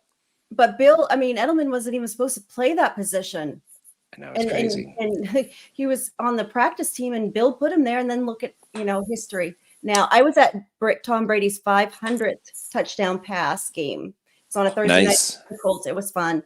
And then we saw all these posters that said "Bill for President," "Bill for President." It was during that time, but we saw how that goes. He doesn't win 1 year, and they're kicking him out. But I know times are tough. What have you done for me lately? I know, Bill. I mean, seriously, how long has it been since we've won a Super Bowl? I know, spoiled. It was wicked spoiled. I know. Entire 2 hands full of rings. So, what's your favorite out of all of the sports? I'm a sucker for baseball. I can like not watch it for years, but then I can watch it. So like I don't know any of the players right now, but I don't know when I any- do watch it, I get into it. And the Patriots were great run. So I mean, I went from like watching every game to watching every playoff game to maybe not watching games. I know. I So- remember sitting there saying, I don't even want the Patriots to win today because it's so boring now. I mean, we have no competition, and then it's like Brady left next we year. got spoiled. Yeah, but we the got- Red Sox are great, and South. I mean, yeah, the Red Sox are great. Patriots were fantastic, and the Celtics have been a great thing. So And I like the Bruins too. I'm always, and when I was at a game, you had Kevin McKeel, he had a sweatshirt on, and I got a picture of this. Kevin McKeel had a sweatshirt on, and it says, "I'm with the Bruins." oh, So cool. That was cool. Yeah. It was really neat. Hey, Nickel is a big Roger Clemens guy. His name changes. It seems like, Nickel Stacking, basketball guru, and auction pro. Okay. Well, Nickel Sackon, you'll have to rewind about 20 minutes and listen to the Larry Bird Yes, you will. playoff game story. Yeah, I think Nickel's starting to get to about as long as the name can be. Yes, and I was went to one of his live shows, and he was talking about Larry Bird, and I was really impressed with what he had to say about him because, it was very positive and about how he was the best player. But then, Nickel then goes on to say that Roger Clemens was the best pitcher, and I just want it on the record, Nickel, that Silver Heist said Pedro was the best pitcher, and I had made the same claims as well on one of his comments on one of his videos. I went on to say why Pedro was a better pitcher. He was a great competitor. He was, but he had his limitations as well at times, where he was tired and he wanted to go out. I mean, he would say, "I'm going out." He was kind of finicky a little bit. Well, he was competitive because they needed Kurt Schilling, but Pedro really didn't want a Kurt Schilling. No, so they needed a second top pitcher, but I don't really think he likes sharing the spotlight. He was too competitive to have another ace on this staff. So, and we need and Big Poppy. We need another. Big Poppy's just phenomenal. He's awesome, and he comes back to Boston, and he's good to the fans. He's good to the city. Yeah. No, he's a personality plus. Absolutely. He's the best. Yeah. Yeah. He's the best. They say there's no such thing as a clutch hitter, but I defy you when you watch home run in clutch situations from David Ortiz. There has to be such thing as a clutch player. Absolutely. So Nickel just said Clemens set records no one else will touch. Well, yeah. And I did realize something too. I didn't know this, to be honest with you, because anytime my dad always got the Boston Herald and Boston Globe. And at that time, of course, it wasn't internet. And of course, it was a day late because I had to come all the way up to Maine. So I didn't know this, but I guess the Red Sox traded him and wanted to get rid of him, and he really didn't want to go. So that makes me feel a little bit better. But nevertheless, to go to the Yankees in our household, it was just like it's treason. It's like a traitor. My dad was, he's so into it that Yeah, a lot of strikeouts, a lot of complete games. Much more complete games back in the day. Absolutely. I think Clemens was part of that. Yeah. So yeah, he was big and strong. He'd go. He was really big though, because at times he was, they were always making him try to lose weight because he was really stocky out there. But nevertheless, he was a good competitor as well. And he lasted in the league a long time, especially for a pitcher. Pitchers don't last that long. I know, except for Wakefield. Wakefield. As a pitcher. Knuckleball. He had a very long career. Knuckleball. I mean, that's much different when you're throwing a knuckleball versus a fastball. And it's too bad too, because he passed away recently. I know. And then you had Buckner, and somebody just wanted to. I almost threw up on the '86 Mets. My dad almost threw up, and I almost threw up when it went through his legs. I know. I watched that live. Yeah. On TV. So I know somebody in the stacking community that was actually at that game. Really? They were at that game and saw that he actually knows some people that he got in there, and he was actually had pretty much a front row seat to that. But oh my gosh, I just remember my dad being like, we're gonna win, and then it went through his legs. I mean, one of the easiest plays goes through his legs, and he passed away not too long ago. And from what I understand, the city of Boston finally forgave him. I kind of think so. I think they had some ceremonies at Fenway Park for Buckner for a forgiveness ceremony, or let him come out for a first pitch or something. I mean, he kind of kept his distance for a while, but I think they came to grips with each other, and all was forgiven and all was forgiven. Yeah, so. I found that it's just kind of funny though. But this is how sports fans from Boston, if you're a Boston sports fan, it's in your blood. This is how it is, and. Hold a grudge. We do, big time. And then it was just always like, I just remember my dad said, there's always next year. Come October. I know. You were in first. They always wanted to make sure they were at least in first place before the All-Star game. And it was always like my uncles, we need pitching this year. We need pitching. It was so. Yeah. I could even forgive Southern California for stealing Fred Lynn. Maybe. So. I don't know that player. I really don't. But now he was great. He might have been Rookie of the Year. Him and Jim Rice came up in the same year. 75 World Series, and I think he was hurt. I'm not even sure he played in the World Series. They put up pads in Fenway Park because he threw himself into the wall. That's why they have pads. Is that right? Because of Fred Lynn, yeah. Okay, so I'm gonna go look him up when we're done, because I have read the history of Fenway Park many times, and I don't recall that. So one thing too, Nickel is on here. Nickel did know this, and I'm surprised, but I'm gonna ask you.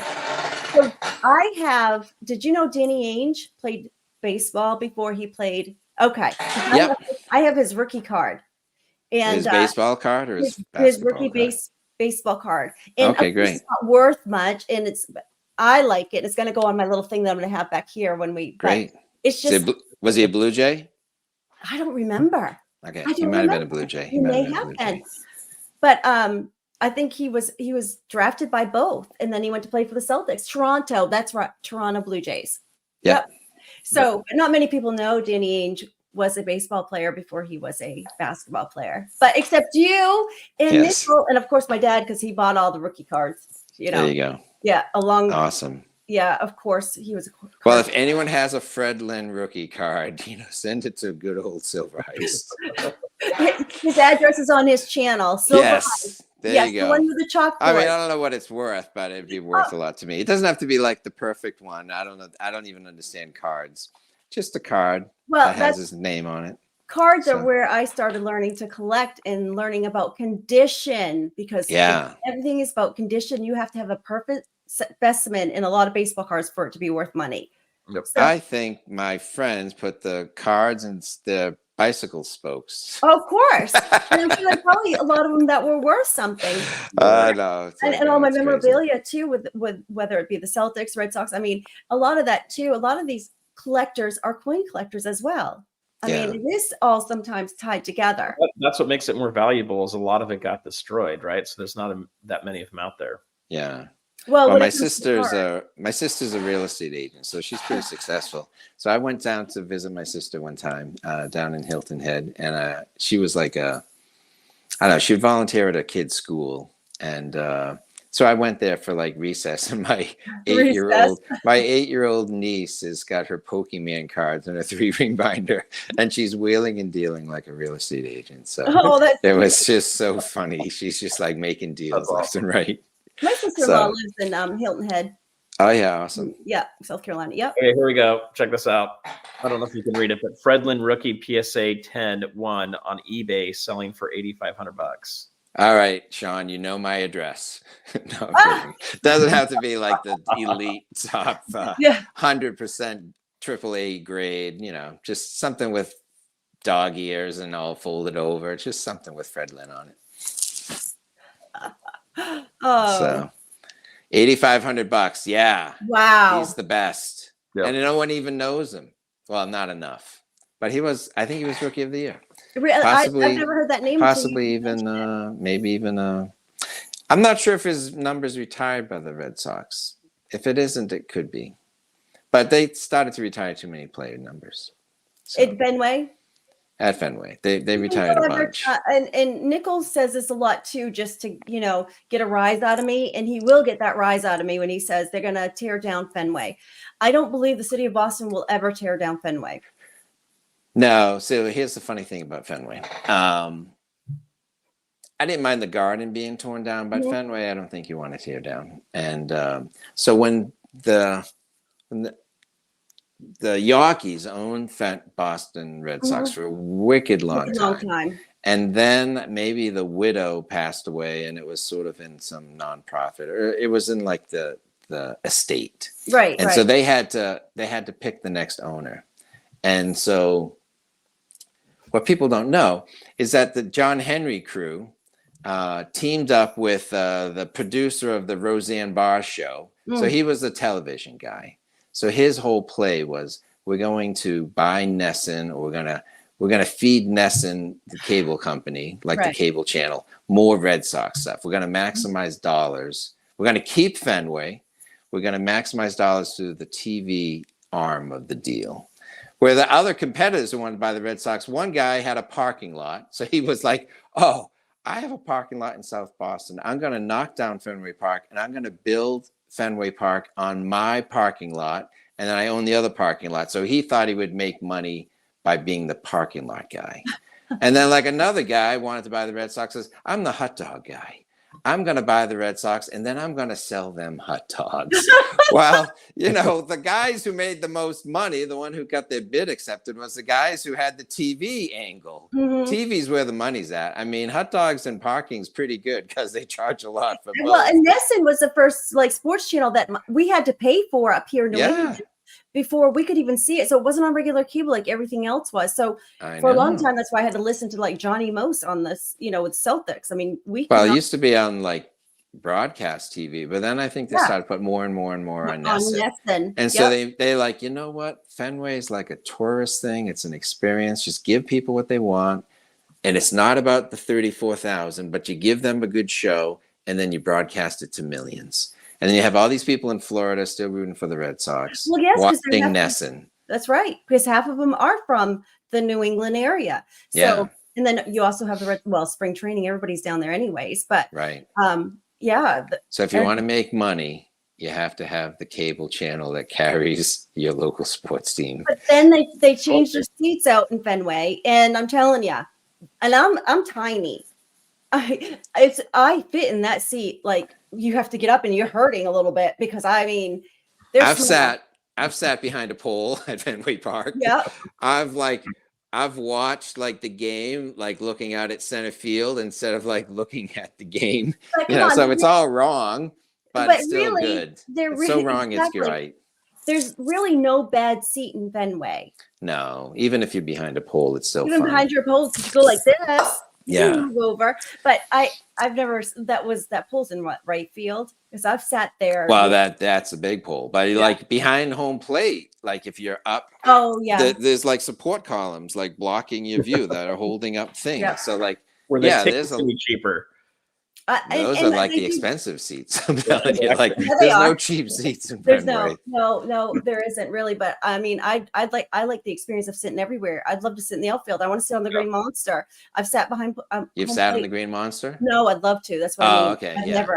I've been up there. I think my brother sat on the Green Monster with his wife, and I think he got his photo in the Boston Globe catching a baseball. Oh. In his red Red Sox thing, and it's like, good thing he wasn't playing hooky from work. Well, that you would know? scare me because I mean, you go up there because I was behind the Oh, scenes yeah. before. You go up there and there really isn't a lot of you going over. You Right. know, and there's nothing that's going to stop you. No. Not any of those seats, and then they just keep going higher up. So I'm like, oh, it's kind of scary, but I would love to watch the game from up there. Yeah, I haven't been up there, but it would be fun. And So- you know, So they have their own herbs and garden up there too. Up there. So what on we the ought to top do, roof. Nick, is we ought to you come down to the Long Beach show, and I'll come out and we'll do a Dodgers and a Red Sox game. I would love, yes. My daughter, she would have to take that That would be fun. opportunity as well. That would be so fun because my daughter is such a Mookie fan, and you know he was great to the city of Boston too. Well, then you would have to come out to Boston and do a Yeah. game with us, That's but what you I'm have saying. to be in Red Sox gear. Yep. You have to dress up as a Red Sox. Nope. Okay. I'm not doing that. I mean, my dad wouldn't let me in the house if I had any other colors on. So my husband had to watch Larry Bird, the living legend, before he could take me out on my first date. That's what my father made my husband do. Oh goodness. There you go. We still have that to this day. Larry Bird, the living legend. I mean, I'm telling you. And he That- has. That is some pretty hardcore sportsmanship in the house. Well, that's a New Englander for you. I mean, he doesn't care where he takes me. Doesn't care what if he's a drunk or anything. You have to watch Larry Bird, living legend, and then you're good. Oh my gosh. Well, okay, so how do you compare Larry Bird to Michael Jordan? That was a comment. Maybe not a comment earlier. The comment earlier was Michael Jordan takes it all. No, he doesn't, in my opinion. Yeah, no. I mean, they're both great competitors. Larry was Great. very competitive, and Larry's a trash Very talker, competitive. and Larry delivered. So Larry was a team player. He had a lot of assists, just as he did 3-point shots. He would make everybody around him great. I feel like that Michael Jordan was a great player, but I also feel like he was a selfish player. Larry Bird could be selfish too. He wanted the ball at the 3 seconds, but he was going to make that shot too. right. He So trusted him. So no, Larry's very good. I mean, Cedric carried the team that one year, but frankly, Larry was the man. he So- really was. And I mean, I love watching in trash talking. You were right. But with the trash talking he would do, he would say, look, I'm going to go over here, and then I'm going to shoot it from over there, and I'm going to make it right in your face. Yeah. Tonight, I'm going to play with my left hand. Yep. And he did. So, Or I'm going to go over So- here, and I'm going to shoot it, or I'm going to get it when it's 3 seconds left, yeah, and I'm going to make the shot. Oh, I know. Some of those coaches, they're like, he called a timeout. Larry kind of told people what was going to happen. I don't think the coach really drew out the play. I think and Larry Casey told the Jones- team what was going to happen. Casey Jones was a great player too. But yeah, they would just say, put it in Larry's hands. That's where we knew it was going. And so did the other team as well. Right. It didn't matter. But I do like listening to people talk about him and the trash talking. Now, Michael Jordan, again, he was a different player. It was a different time. It's a whole different thing. If they're not playing each other, I don't think it really counts anyway. So, well, I mean, they must have played some years Yeah, they against did. each other, but a little not bit, enough. not the same thing. So, and you hear Larry talk about playing with him, and Larry will say, my gosh, he just blew me away. He was like, who is this kid? But then you listen to Michael talk, and he says Magic and Larry Bird were the two players he wanted to be just like. Yep. That was his inspiration. Yeah. all great athletes, by the way. Amazing results that came out of. Michael, I have a I small. don't think there was a crappy game you could watch that these guys were in. Really, I mean, it was just amazing. Yeah. So where did your love of coins come from? Was obviously sports and your dad. You had a connection there. Did he love coins? Does he love coins as well?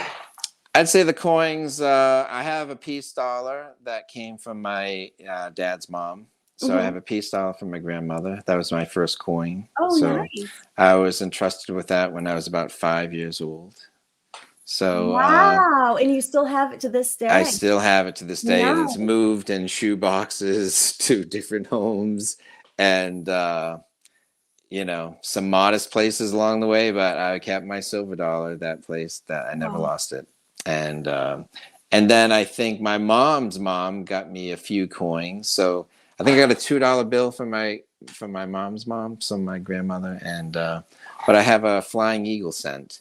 Okay. And, but I probably I probably cleaned my Flying Eagle scent with like copper cleaner or something, you know.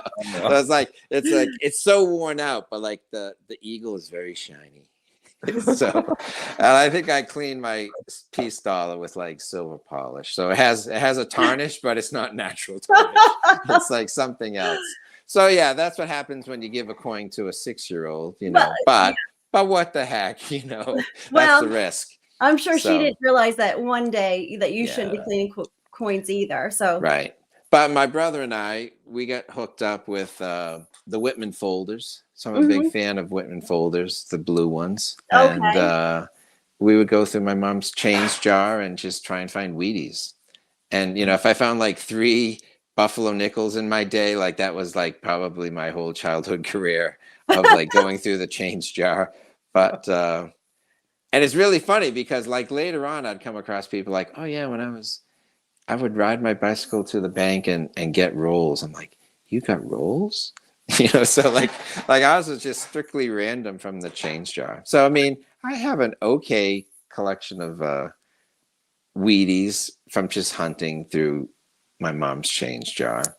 And then one time, because the family knew I was into it, my uncle worked at a video arcade, and somebody brought a roll of dimes, so that they could trade it in to get like tokens to play Pac-Man or whatever. And so he doesn't know who left it, but at the end of the day, they're like, hey, there's a roll of dimes here. He opens it up, total silver. Oh, wow. So that was like my birthday gift. So like he gave me like, that's nice. He gave me like 3/4 of that roll. So that was like the jackpot, because I have like a Whitman folder with 75% of them filled out. You know what I mean? So, so that was my coins. And so I think the coin roll hunting kind of got me back into it, and a little bit of a collector, but I never like bought coins when I was a kid. They all had to come free. You know what I mean? Face value. I'm a face value collector. So are you a numismatic and collect or stacker, or would you say now No, I'm kind of more of a stacker. Okay. But I have an eye for a nice looking coin for sure. But I won't pay for it. The problem is I don't want to pay for coins. I want them for face value, you know, because that's the way my mind is rigged.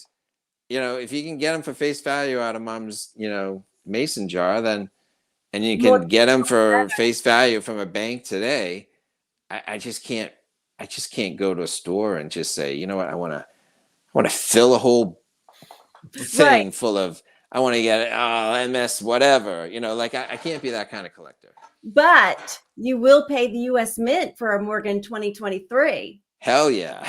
No, let me rephrase that. I know. So Morgan and Peace 2021. I know. Because it's sort of like, well, I know I'm getting something beautiful, and I know I'm just going to pay for it. So, and you're paying good money for it too. Because I know, it's crazy. I mean, it's crazy. I don't know. Now that I have like one of everything, I'm not really sure I'm going to keep it going. Really? But we'll see. Well, you know, the 2021s, if you purchase those, they're pretty much, they're getting good money off. Yeah. I didn't get the CC or the O, but I got all the others. I probably should have got those. If you have the D, I got the D. Then that's the one right there. And then it goes to CC, which I think the CC is fake because it's a privy mark and we don't have a, so, you know, that's what I told Silverine. Right. But, and then the 2023s, because you got that more. Well, the reverse proof is cool.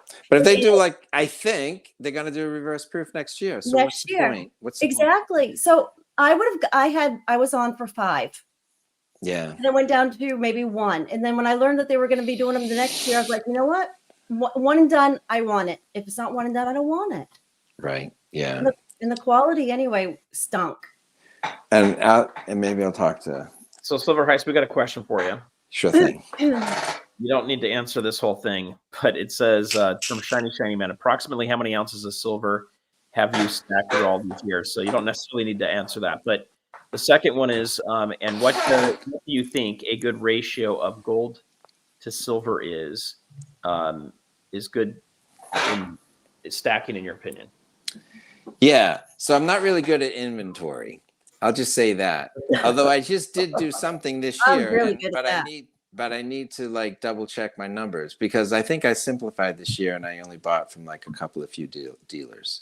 Mhm. And I think I shrunk my SKUs, the coins I buy. I really shrunk. And so I shrunk them in the past.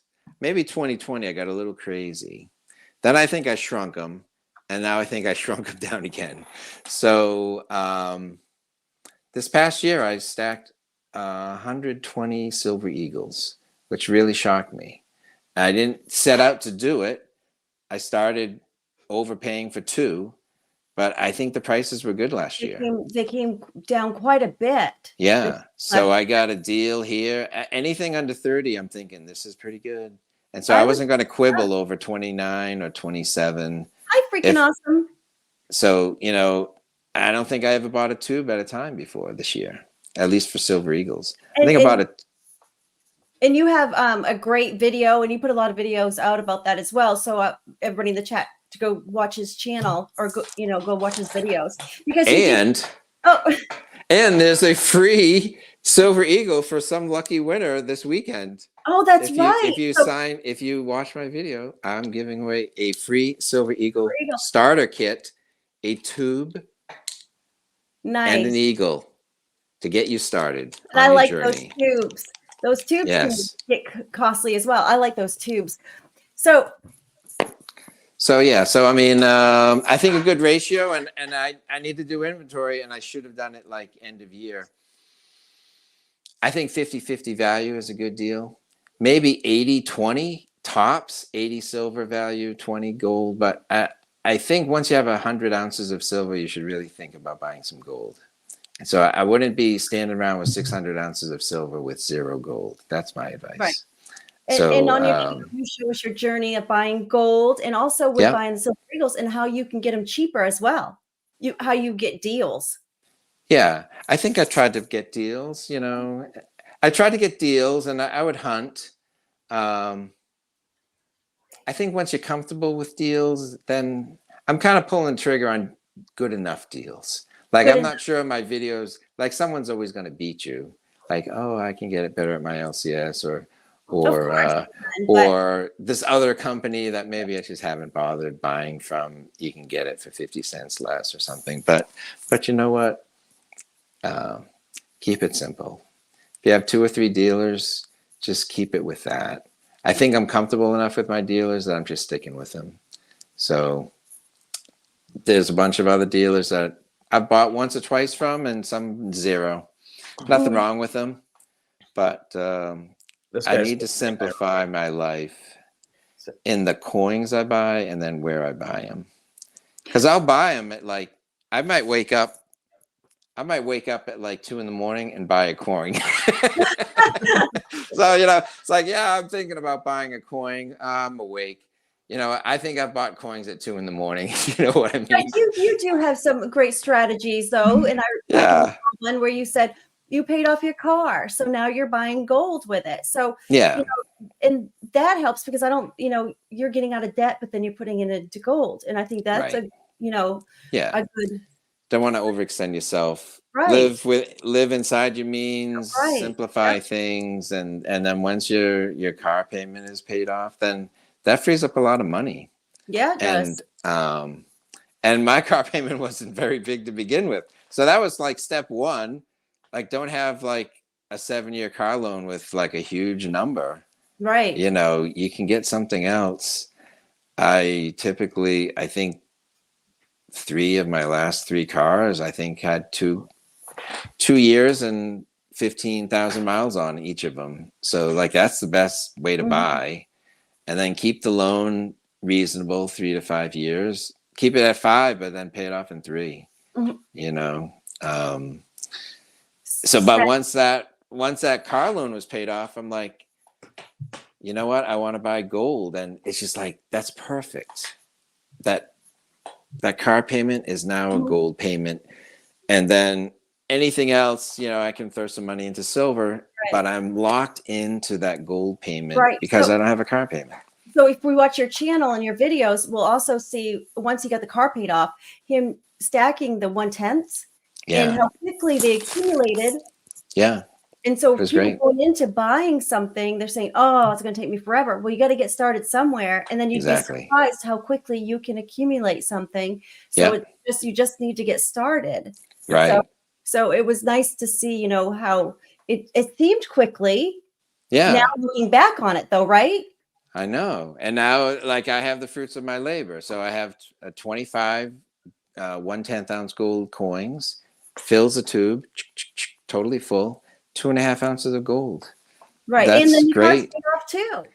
Car's paid off and not putting a lot of miles on it. So I think it's going to last a while. But even with, okay, so gold is high, you better go fractional. But you know what? I Yeah, do I'm go fractional. fractional. Yeah. I have been buying fractional, but when I learned how to do my premiums, as Silver There you Heist was There doing you on go. his chalkboard, and I learned the formula for myself, I decided I gave myself a number of what I wasn't going to purchase over when it came to a 1/10, and I did not purchase over 15% premium.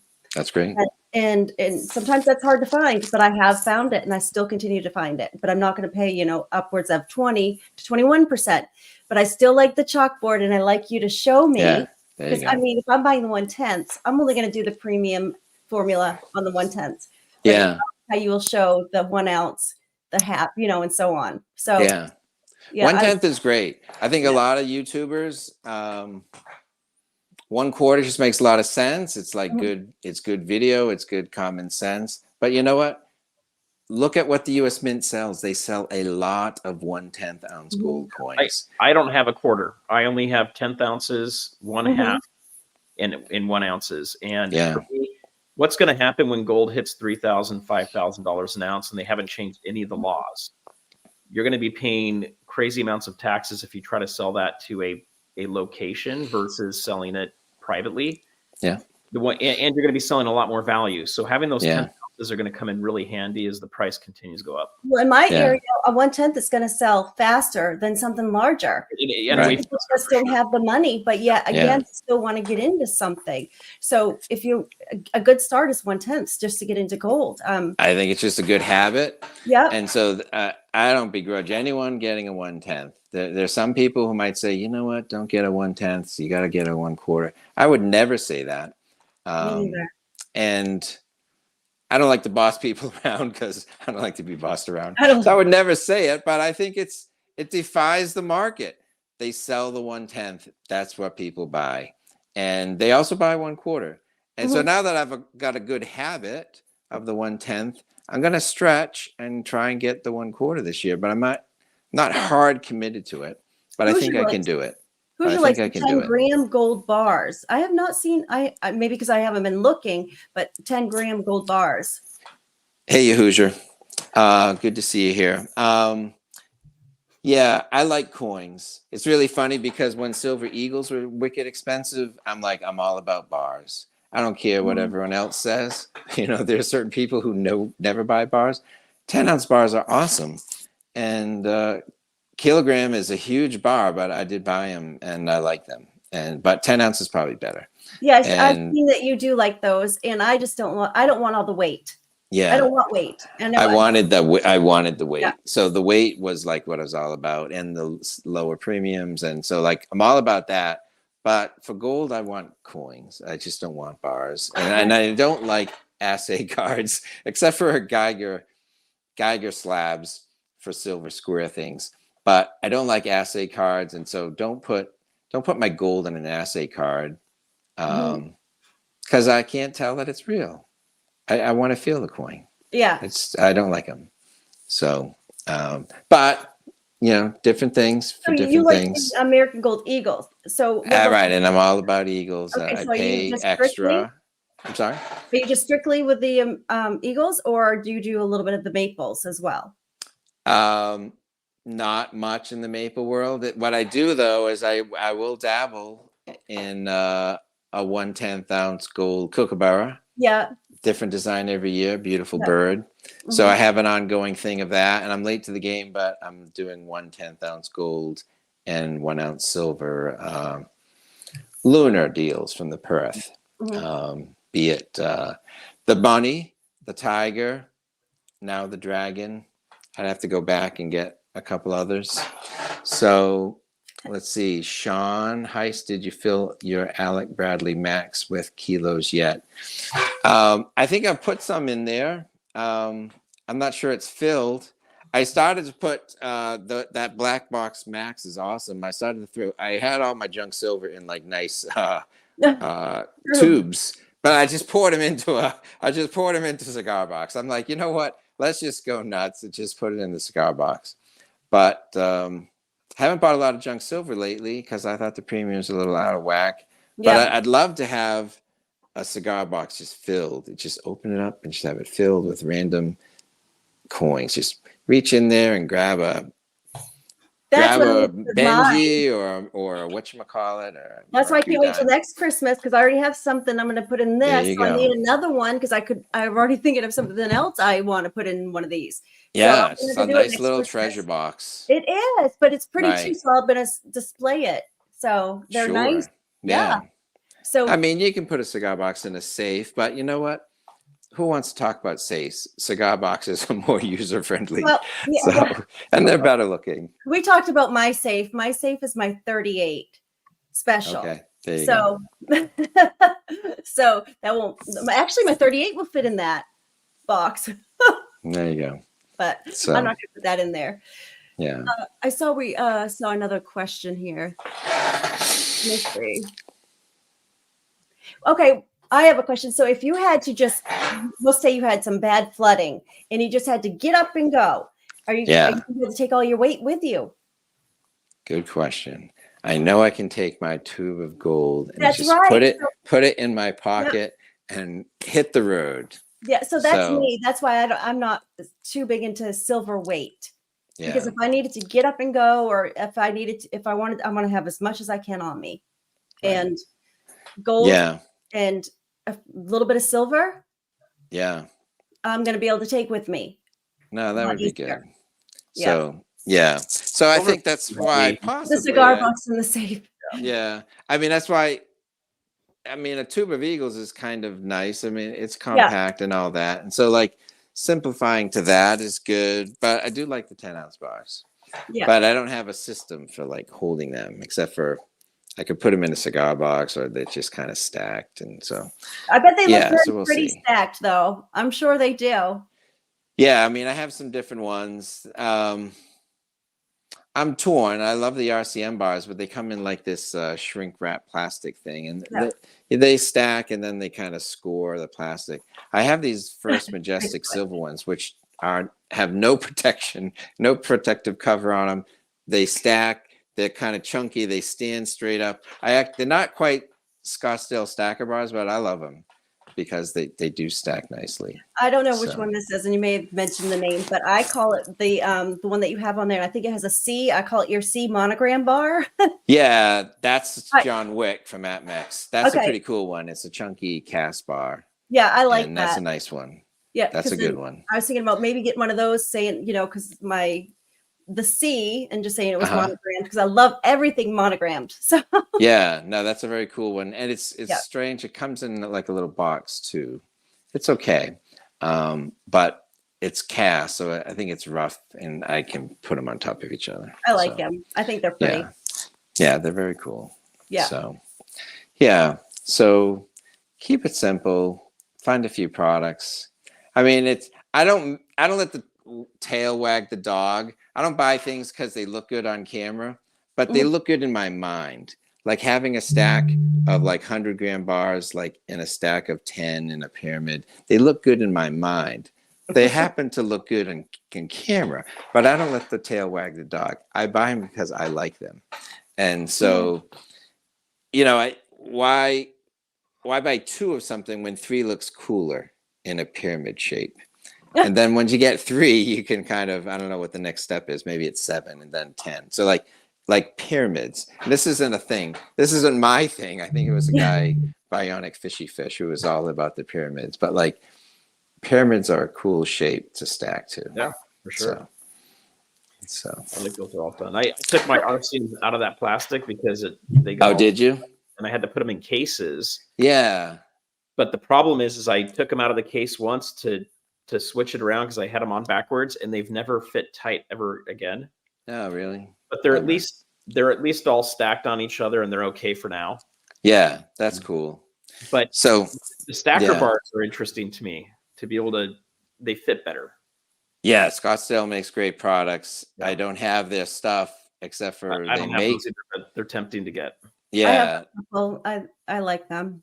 they make great things. Not that expensive considering how great they are, and they make stuff for Keith Neumeyer's First Majestic that have co-branded First Majestic and Scottsdale, but not stacking, but the great design, cool texture, nice dimensions, just awesome product. I think it's a great product. So I have somebody in the chat that's been selling a lot of American Silver Eagles. So I'm glad the prices have come down because that's what I've been picking up more lately as well in the silver is the American Silver Eagles, as you have as well. Yeah. So and you know when the premiums were high and I stopped buying so many, right, kind of stunk. But now it does go back to see that they sell easily. Right. I mean, yeah, people like American Silver Eagles. They do. I'm not even sure I have a 2022 at all. Like that's how few I bought. You know, Heist, it's like you're gonna have to get one then. Well, I might have to get a 2022 just for the sake of having one. But like if I laid out the old ones, I mean, I think I bought some of the. I don't know, maybe it was 2020, but then it was like 21 had this design and 21 had the other design. So I think I got a little bit of both. Not a lot. That was 21, right? Yeah, so 21 had a little of both. 22, I probably didn't touch them at all. 23, I bought two, and next thing I knew, the prices came down. Prices came down. I ended up with over 100 ounces of them. So yeah, I'm hoping that I have a good year, and that's what I'm going to focus on. So if you go on some of these sites, since the prices have come down, I bet you can find your 2022 because I actually saw a lot of 2022s, 23s. Yeah. And I was looking for my 24s. Yeah. So I mean, maybe I'll just throw one on. Like I'll get 20 of something, and then I'll throw one of the old ones on just for fun. You'll have to get it because you don't want a American Silver Eagle leap year like the Morgan 22 leap year. Yeah. I want to see the moving read. We'll see what time it is, what clock on the clock face the 2022 is. So I'm not really sure. So I think I just did my video and 23 was at like 3 o'clock and 24 is at like 9 o'clock or something. So I don't know where 22 fits into the scheme. So well, that was a good video. I wasn't even aware of that until I watched it. Cool. Great. Whoops. Yeah. So is that on the chalkboard? My videos, no chalkboard on the Silver Eagle from today. I was just going to say, great content. But it is great content. You know, but I meant to mention this. You are showing us your face, and a lot of your videos. This is a face reveal. You haven't done that often. Yeah, I spend so much time editing that editing my face in is challenging. So I'm not sure what everyone else does. So I've dabbled with the face on camera, but it's like another skill. Like people expect you to be like some kind of CNN person who looks at the camera and doesn't look at his notes. And so like I interviewed people on camera, but then I would just throw my face off and I just put them on camera.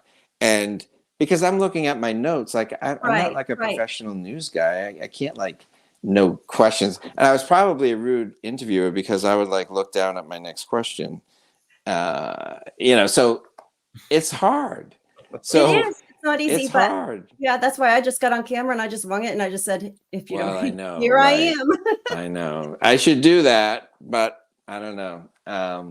I don't think I'm as glib as other people. I have to think of what I want to say, and I'm better at editing, and than I am at just talking for 7 minutes. So, so now I'm trying to plan my videos and edit things, and then kind of work in the visuals.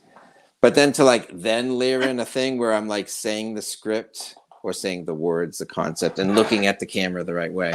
Like I'm not sure if I can do it, but I'm not opposed to showing my face, but it's a lot of work. Well, Nickel says that Surfer and I like to be on camera just to show off our thick hair. Well, Well, has some thick hair too as well. So I know. So, I just figured, why not? But you're right. I then I forget have to about like it. shave and You got like great put on hair. I have to shave and put on like a nice shirt where I could just like make a video in my pajamas, If I was to record a video, it would take me all day because I'm too much of a perfectionist that it Well, just I doesn't know. happen. So That's maybe where I am. that's why I did Literally. live, because you know what? It's just Literally. live. It's going to I be there. know. It is what it is. And then so We've been talking for like less time than it did for me to like write my concept this morning. really, well, it's I good probably spent concept. like an hour plus just thinking of like what I wanted to say in my 9-minute video. Maybe And I need to take then I more. filmed it. Then I filmed it. Then I Yep. edited it. Then I filmed some pictures of coins. Then I edited those And so in. there is a lot of Then work I that goes put a into bunch of video. weird stuff in the description. And then I published it at like 7:30. I There is started at 11. there is a Like lot of work, 8 hours later, and like a lunch break, I've got a video. That's why but I there's make a a lot of video a work. week. A lot of work that goes into it. I mean, I a lot of know. work, right? A lot of time Yeah. and effort that goes into these videos that I don't think people really. Excellence takes time. Yep. Yep. I make a video as if 50,000 people are going to watch it, and I'm lucky. I'm thankful when 3,000 do, but it could be 600 for all I know. You never know. Yeah. So I'll put the same amount of time in, and I'll get 600 views. Well, it's good content. Yeah. And I like the accent. That's what drew me in. There you go. So No, what drew me in it's was unique. was when I first heard that you were a Celtics fan way back when I was in a chat. And Sure. so then I was like, oh my gosh, you know what? I'm going to go check him out then. I did There you not. go. That was the first time I saw your name in somebody else's chat. And then when I saw Celtics fan, I instantly went over to your channel, subbed you, and There you go. yeah. What did Rest they was say the other history. day, Nick? I Yep. said, I love the voice. I said, the voice is great. So this is the first time I'm seeing your face, but I love the voice. Thank you. And anyway, I think you got great content on there. And I do a lot of videos as well. They do take a long time to go through. I know, it's crazy. And I don't think a lot of people. Thank you for your efforts. So I'm not sure people can thank people enough for like when someone, I mean, there's certain people that I know, and I would say you're definitely one of them, who put in some effort to kind of think of something different. But And, I would think that's that the game. I the try thank to- you is yeah. the likes and the people coming back and commented on your videos. I would think that was like they're showing you that they like it. They like what you're doing. They're thanking you. So no, I have some good fans for sure. The thing I like about yours is it's original content, right? Like a lot of channels are kind of someone will do a video and you'll get 3 or 4 other channels that they don't exactly copy it, but they get pretty close to it. Yeah. A lot of what you've put out, I think, is pretty original. You're either leading the pack or you're coming out with something that we hadn't thought of in a different direction. Like I'd never thought about doing a video on how, the marks on the Eagles, right? And what year and how that works.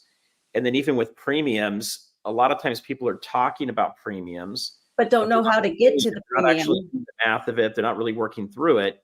And so you've got a lot of people that are buying these 10th ounce Eagles or other coins for like $280 on an auction, having no idea that is way too high from the premium. And I love those videos that you put out. Yeah, a good idea, maybe to teach people how to come up with their own premiums, how the math of it. Totally. Yeah. I mean, some of my videos, and they were popular, and I continue to kind of go to the same well, is and that's fine. 10 ounce silver bar, or how many Eagles can you get for the same price? So when silver Eagles were high, it's like, all right, here's the numbers. Mm-hmm. Do you want 6 silver Eagles or you want a 10 ounce bar? I'll take the 10 ounce bar, thank you. And it's like, yeah, I want that. But it is a no-brainer, but it's a no-brainer more when you see it, and then it's on the chalkboard and showing us why. Right. So that's what I do. I mean, sometimes I overthought it, and I would do a Libertad mintages, and I would have like 10 charts of blue and red bars. I went total Excel maniac, and I'm like, oh, I got to show you every angle, and it's like, you know what? Next time I do a Libertad video, I'll just pick out like these are the 2 that stand out. You're like, I'm not going to go through all the mintages and show you like everything. It's like cut to the chase. Show me the 2 coins I should care about. There's a lot of Libertads out there. Show me the 2 I should care about. And like, so I would do that maybe. And so, yeah, I've tried to learn to keep it simple, although sometimes I get a little convoluted, or I fall in love with my own joke. So that's my thing. I do like the creativity in your videos as well. You're gonna have a little commercial, but it's cute, it's funny, it's fun, and it gives me a chuckle. Yeah. Sometimes the jokes are just for me, you know, maybe, you know. So I mean, like tonight's video, I threw in a handful of the vinyl records I bought over Christmas. Mm-hmm. So, you know, and maybe someone says, "Oh wow, you got a Pink Floyd vinyl, cool." You know, so it's just a little insight into me. Right. You know, I wonder how many people don't know what the vinyl is. Well, I know, so that's a great thing. Right. So I'm teaching the young people something. And it's a chuckle for me because I tease too that you have a Subaru. That's what you feed on. Yes, that's what she said. So, but yeah, my son's got a Subaru, and it got nailed really hard in LA, and it's going to take about a month and a half to fix it. Ouch. Yeah, there's a name for people in LA. We wanted it fixed. It's a good car. I can't remember what they used to call people that used to buy Subarus in like the southern state.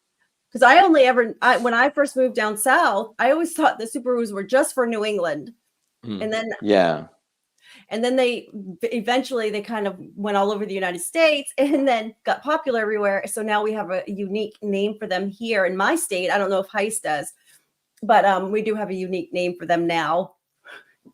But it's not. I'm not sure I'd say it on camera. I don't think so. So I'm sure you know what I mean. Maybe. And then we also have a unique name for our Massachusetts drivers. Yes. Yeah. I'm aware of that. Yeah. So. You one of those drivers, Heist?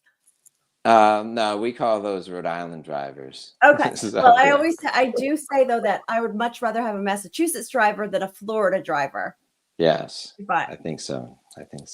Yeah, so it's funny. We would think the worst drivers were the Rhode Island drivers. So, okay. And then everyone else thinks Mass drivers are the worst. So. Yeah, and it's funny it's just the name flows. It's cute. But I'm not come on down to California, drive a little bit, and let's see what you think about. I'm afraid if I went to California and I drove that I would be in bumper to bumper traffic for days on end. That's what's in my head of seeing. You know, it depends on where you're at, but you can get crazy. We've had several kids killed in car seats here because where people just start shooting cars and cut them off. Jeez. Oh no. Here in Maine, we have 2-lane highways. That's it. And then, of course, we have so many lakes and rivers that we have a lot of bridges. So I'm on an island. Like 8-lane island. That's it. 8-lane freeway. So you better know when you're getting off, because if you're in that carpool lane, it could take you a good 6 miles. Yeah. Well, I drove in Atlanta traffic, so I'm good at driving in that type of traffic. And of course, in Massachusetts traffic, I'm good at driving it. I just rather not. And so yeah, I had many tickets of being in the POV lane. There you go. HOV lane. HOV. All right, I can't tell from my camera, but in case my phone dies, it's nothing personal, but I think my battery could die in about 10 minutes. So. I know we kept. So we've been going 2 hours because, I think I did a live stream and I did a live stream and my battery just cut off in at hour 110, and we've been going 2 hours. So I did charge my battery, but I think it's my fault because we had probably an hour of sports talk. Well, sure, it was fantastic. That's the best. And then the coin talk, but I would rather go back to the sports talk to hear about some more memories, but. Yeah. Coins. I feel like we didn't talk a lot about coins. We were talking about Fred Lynn for an hour. So, but happy to do so.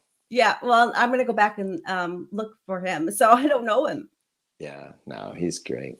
But yeah, Larry's great. Heist, we want to thank you for coming out. Yeah. Thank you for having me. Pull my plug here pretty soon too, because I got to get ready for tomorrow morning. He's going to do his hair. It takes a long time for Sufer to get his hair ready for church. Oh my gosh, it doesn't take me much. It doesn't take me 10 minutes. Oh no, it doesn't take. Well, it takes about 10 minutes.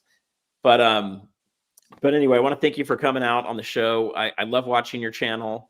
Thank you. I probably should be commenting a lot more. My problem is now that I make content, it gets really hard to keep watching everything that you loved watching. Very true. and then it also becomes hard to make all the comments and then follow up with comments too. So at first it was easy to respond. Now it's like a week later. Sometimes it's 2 weeks. Yeah. But I'm still at the point where I can comment, reply to everybody, but it's that and all the live streams. So it's a great community, but oh my goodness, you got to find time to go to the grocery store every once in a while and other things like that. So, yeah. But anyway, I want to thank you for coming out. It was a great show. And, Yeah. Keep up the good work. Thanks for you. having me. Thanks for inviting me. And appreciate talking And to don't both forget, of you. let's all commit to Heist for next year. Yes. So that would be good. What week do you usually do that in December? Anywhere between like December. One year I think I might have done it as early as December 10th, and then I think this year was like around December 16th or 17th. I thought in the past, I'm like, you know what, I want to do it so I can get it out in the mail and let people have their gifts before Christmas. And then I think, you know what, I'm kind of busy. You know what, I'll just send it out. I'm gonna have the show on the 22nd. I'm gonna have the show on the 22nd because that fit my schedule, and people will get the gifts when they get the gifts. And it's like, so it's like, we'll see. But before Christmas, nice. The show will be before after Christmas, and it was really nice because it was like another Christmas gift, but it was so well packaged. I was like, oh my gosh, that was nice. We'll look for it because I've talked to Sean about. I talk to Sean frequently, and he's great. He's always telling me about these things. I'm like, I got to go look them up and everything. So I got to grab one next year. But anyway, well, thank you everybody for coming out. We're going to cut the show now. But until next time, peace out and have a wonderful weekend. All right. Thank you, folks in the stream, and thank you, wonderful hosts. Thank you. Take care. Bye.